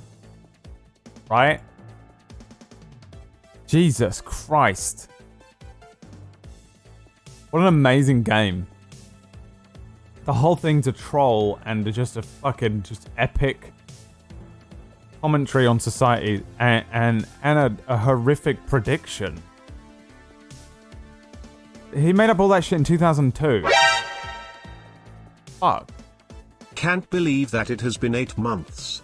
Money well spent. Thanks for all the content and Table's story. Also thanks for the mindfuck with that video. We are in the Matrix confirmed. Oh my god. What a great video. So he has other videos on the other games. They're really good and they're more of a like, well, they're all good. But I think having someone help you digest Metal Gear Solid 2 is extremely useful for understanding that game and for just appreciating that game, I think. Whereas the others, you know, you can have anyone review any game. Fuck me. His entire channel is very good, yeah. His channel is Super Bunny Hop, if you're interested. And we live in a society. Oh, holy shit. Really good. That game is amazing. The predictions, the commentary, the presentation of it. The idea that that Raiden's mind just fucking snaps in two at one point and starts to just fucking go wibbly wobbly, and he starts to interpret the version of the end of the game in the way that we saw it through the game, and that's not how it went down potentially, is awesome. Pretty much after he finds out about everything.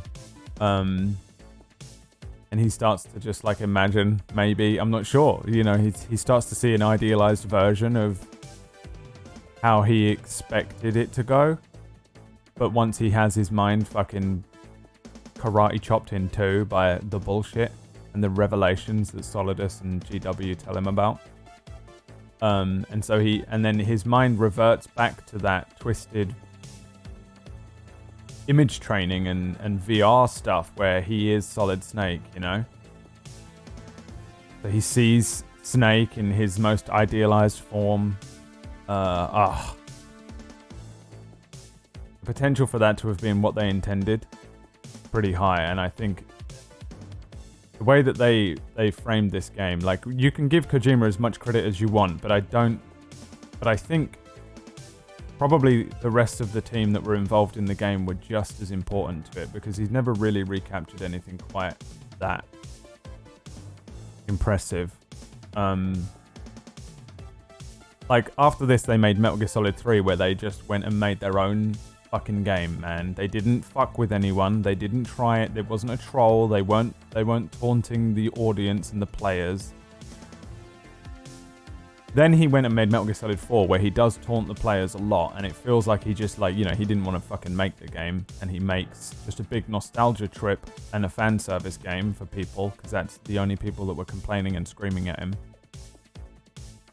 But Metal Gear Solid 2, man, fuck, dude. The missing writer? I mean, the missing writer was involved in Metal Gear Solid 3, but whoever was involved in Metal Gear Solid 2 and the way that they approached it after they had already made Metal Gear Solid, everyone screaming for another Metal Gear Solid game, and they wanted to be exactly the same, and he'd already done it. Like, we learned that Metal Gear Solid is just Metal Gear 2 in fucking HD. It's the same game. And that's Metal Gear 2 is very similar to Metal Gear 1. He's been making it since 1987 over and over again until eventually he decided to go, well, fucking fuck you. Good God. It's so impressive. And just even the ideas that come through from it, the stuff that they talk about, the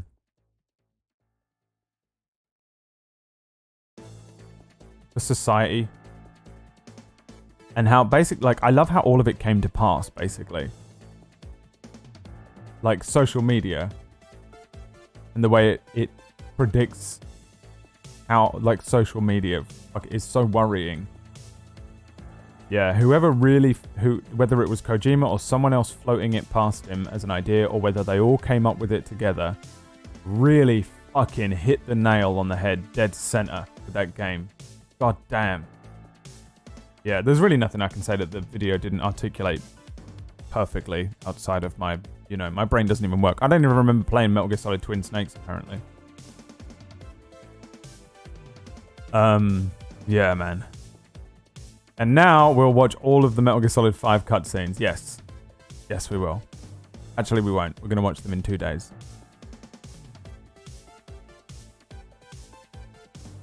There will be no game like Metal Gear Solid 2. I don't think so, because you have to have the balls to put that game out. The balls to make a game that just openly shits on everyone. That's why everyone hated it, man. Everyone fucking hated Metal Gear Solid 2 when it came out, because the whole game wasn't the tanker incident.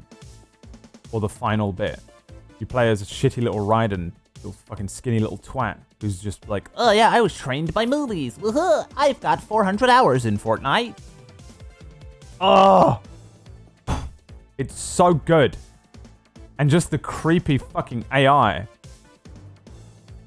As it starts to bleed through, like, I'm in control, bitch. I'm about to control everything. The whole world. This is the beginning of the Matrix. You're in one. Oh. Raiden just being a fucking, like, you're like, oh, you're playing as just this fucking little Fortnite streamer for the whole fucking game. Little skinny supermodel Fortnite streamer. Oh my god, thank you so much for watching my stream, guys. An empty fucking shell for the whole fucking thing. And then when he has his mind snapped into, he becomes a fully fleshed out character with an incredibly intense and traumatic past. And like he says in that, Raiden is way more of a fucking soldier than like anyone else in the game. Even Big Boss probably had a fucking vaguely normal childhood before fucking signing up for the Marines and shit. Whatever he fucking went into first. Green Beret, isn't he? I think.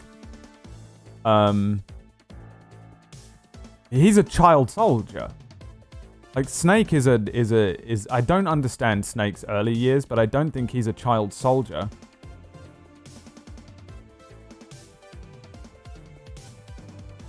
It's fucking awesome. They flip you. They flip you around. I love it, man. I love the whole fucking thing. Grey Fox is similar. There's another character that's similar as well, but we'll get to that in Metal Gear Solid 5. God damn. It's all retconning though, isn't it? So.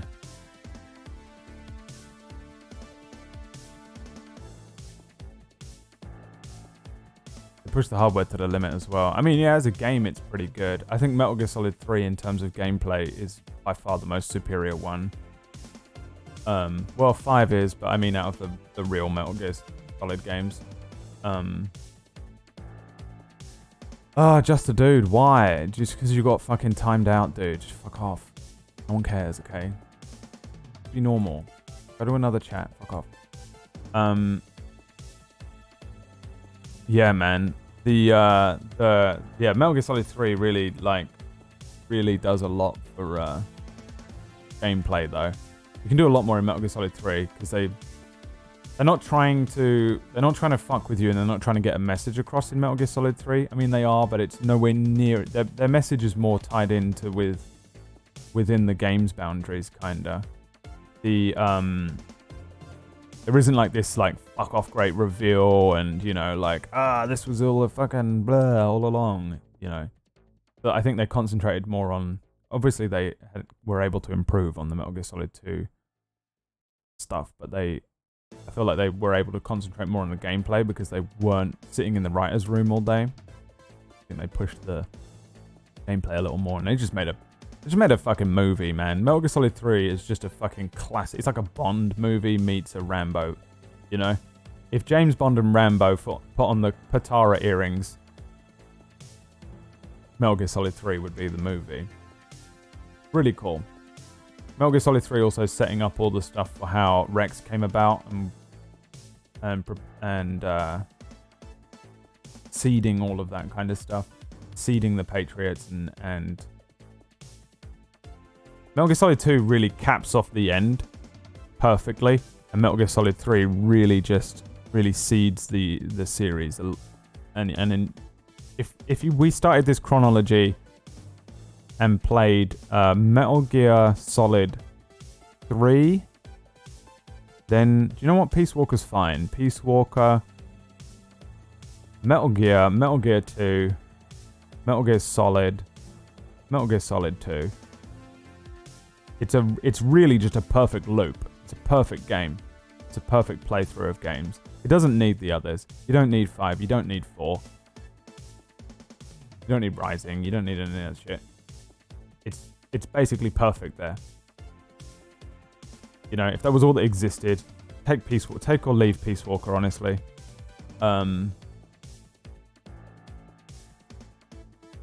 It's pretty perfect, honestly. Really good. I like Metal Gear Solid 3. I like the Metal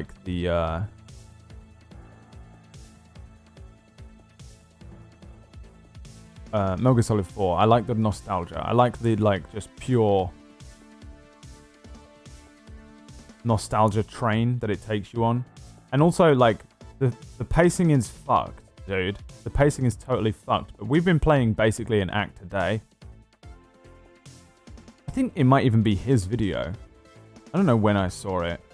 I've seen a couple of videos on Metal Gear Solid 4. There's a really good one that tomorrow at the very end of Metal Gear Solid 4, we're going to watch 2 minutes from a really long video called Metal Gear Solid 4 Was a Mistake. It's 3.5 hours long or something. I'm not watching the whole fucking thing. You can go ahead and watch it if you want. Watch it after we finish the game. It's a really good video, but it's either him or it might be Bunny Hop. One of them says that if you play one act of Metal Gear Solid 4 a day, and you play it like a TV show would be released to you episodically, you play Act 1 of Metal Gear Solid 4, then you play Act 2 the next day, then you play Act 3 the next day, and then Act 4 the next day. It actually, the pacing makes complete sense, because you get that fucking bullshit briefing. The briefing at the beginning, where it's like a fucking 20-minute briefing video. Then you get the gameplay. Then you usually get a little bit of a video, and then you get a boss, and then you get a video, and then you get a big fucking cutscene, and usually some sort of action sequence where you're in the bike or you're in the Rex. And then you get a cutscene at the end that ties it up. But the problem is then it goes straight into another briefing. It gives you the option to save, right? At the end of every act. At the end of every act, you should save it and turn the game off, and then come back to the next act the next day. And the pacing is almost entirely fixed. When you play it just like whenever, like play it for however long you want to play it and then you turn it off, which is a little bit what I've been doing. Mine's more constrained about the fact that I want to stream for 4 hours. Is she live yet? Oh, she is. Good. I was trying to buy her some time. Mine have been constrained to 4 hours a day, but if you do basically one act of Metal Gear Solid 4 a day, it fixes all that pacing, and those cutscenes don't seem as long. If you watch the end cutscene of an act and then it goes straight into that mission briefing, it feels like they're fucking insanely long. Anyway, don't worry about all that. I don't care about any of that. I'm not really criticizing any of the game at this point in this playthrough because I love the story and I don't really care about people's opinions and that much. I'm not that bothered about it. I'm not bothered about how it's paced and whether it's the perfect game or I'm not going to criticize anything too hard. We're really just playing it through for the story and I'm really enjoying doing that. But I do think that video summing up Metal Gear Solid 2 is just so goddamn relevant. Like it almost needs to be included in the fucking game. If you buy the game now, the game should end and then that should play. Be like, listen, just in case you didn't quite fucking understand how good this game was, you're in your chair and these fucking ropes come out and tie you into it. And then the thing from Clockwork Orange comes down and opens your eyes and makes you watch the fucking whole of that video. That's what should happen at the end. That's what should happen. MGS4 is my favorite. Dude, I'll see you tomorrow if you're around. Tomorrow, the stream will continue.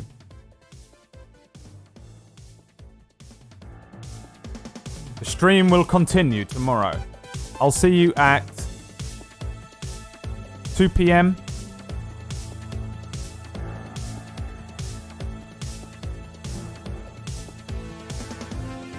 9 a.m. Eastern, and we're going to finish Metal Gear Solid 4 tomorrow. The very next day, we continue with Metal Gear Solid 5.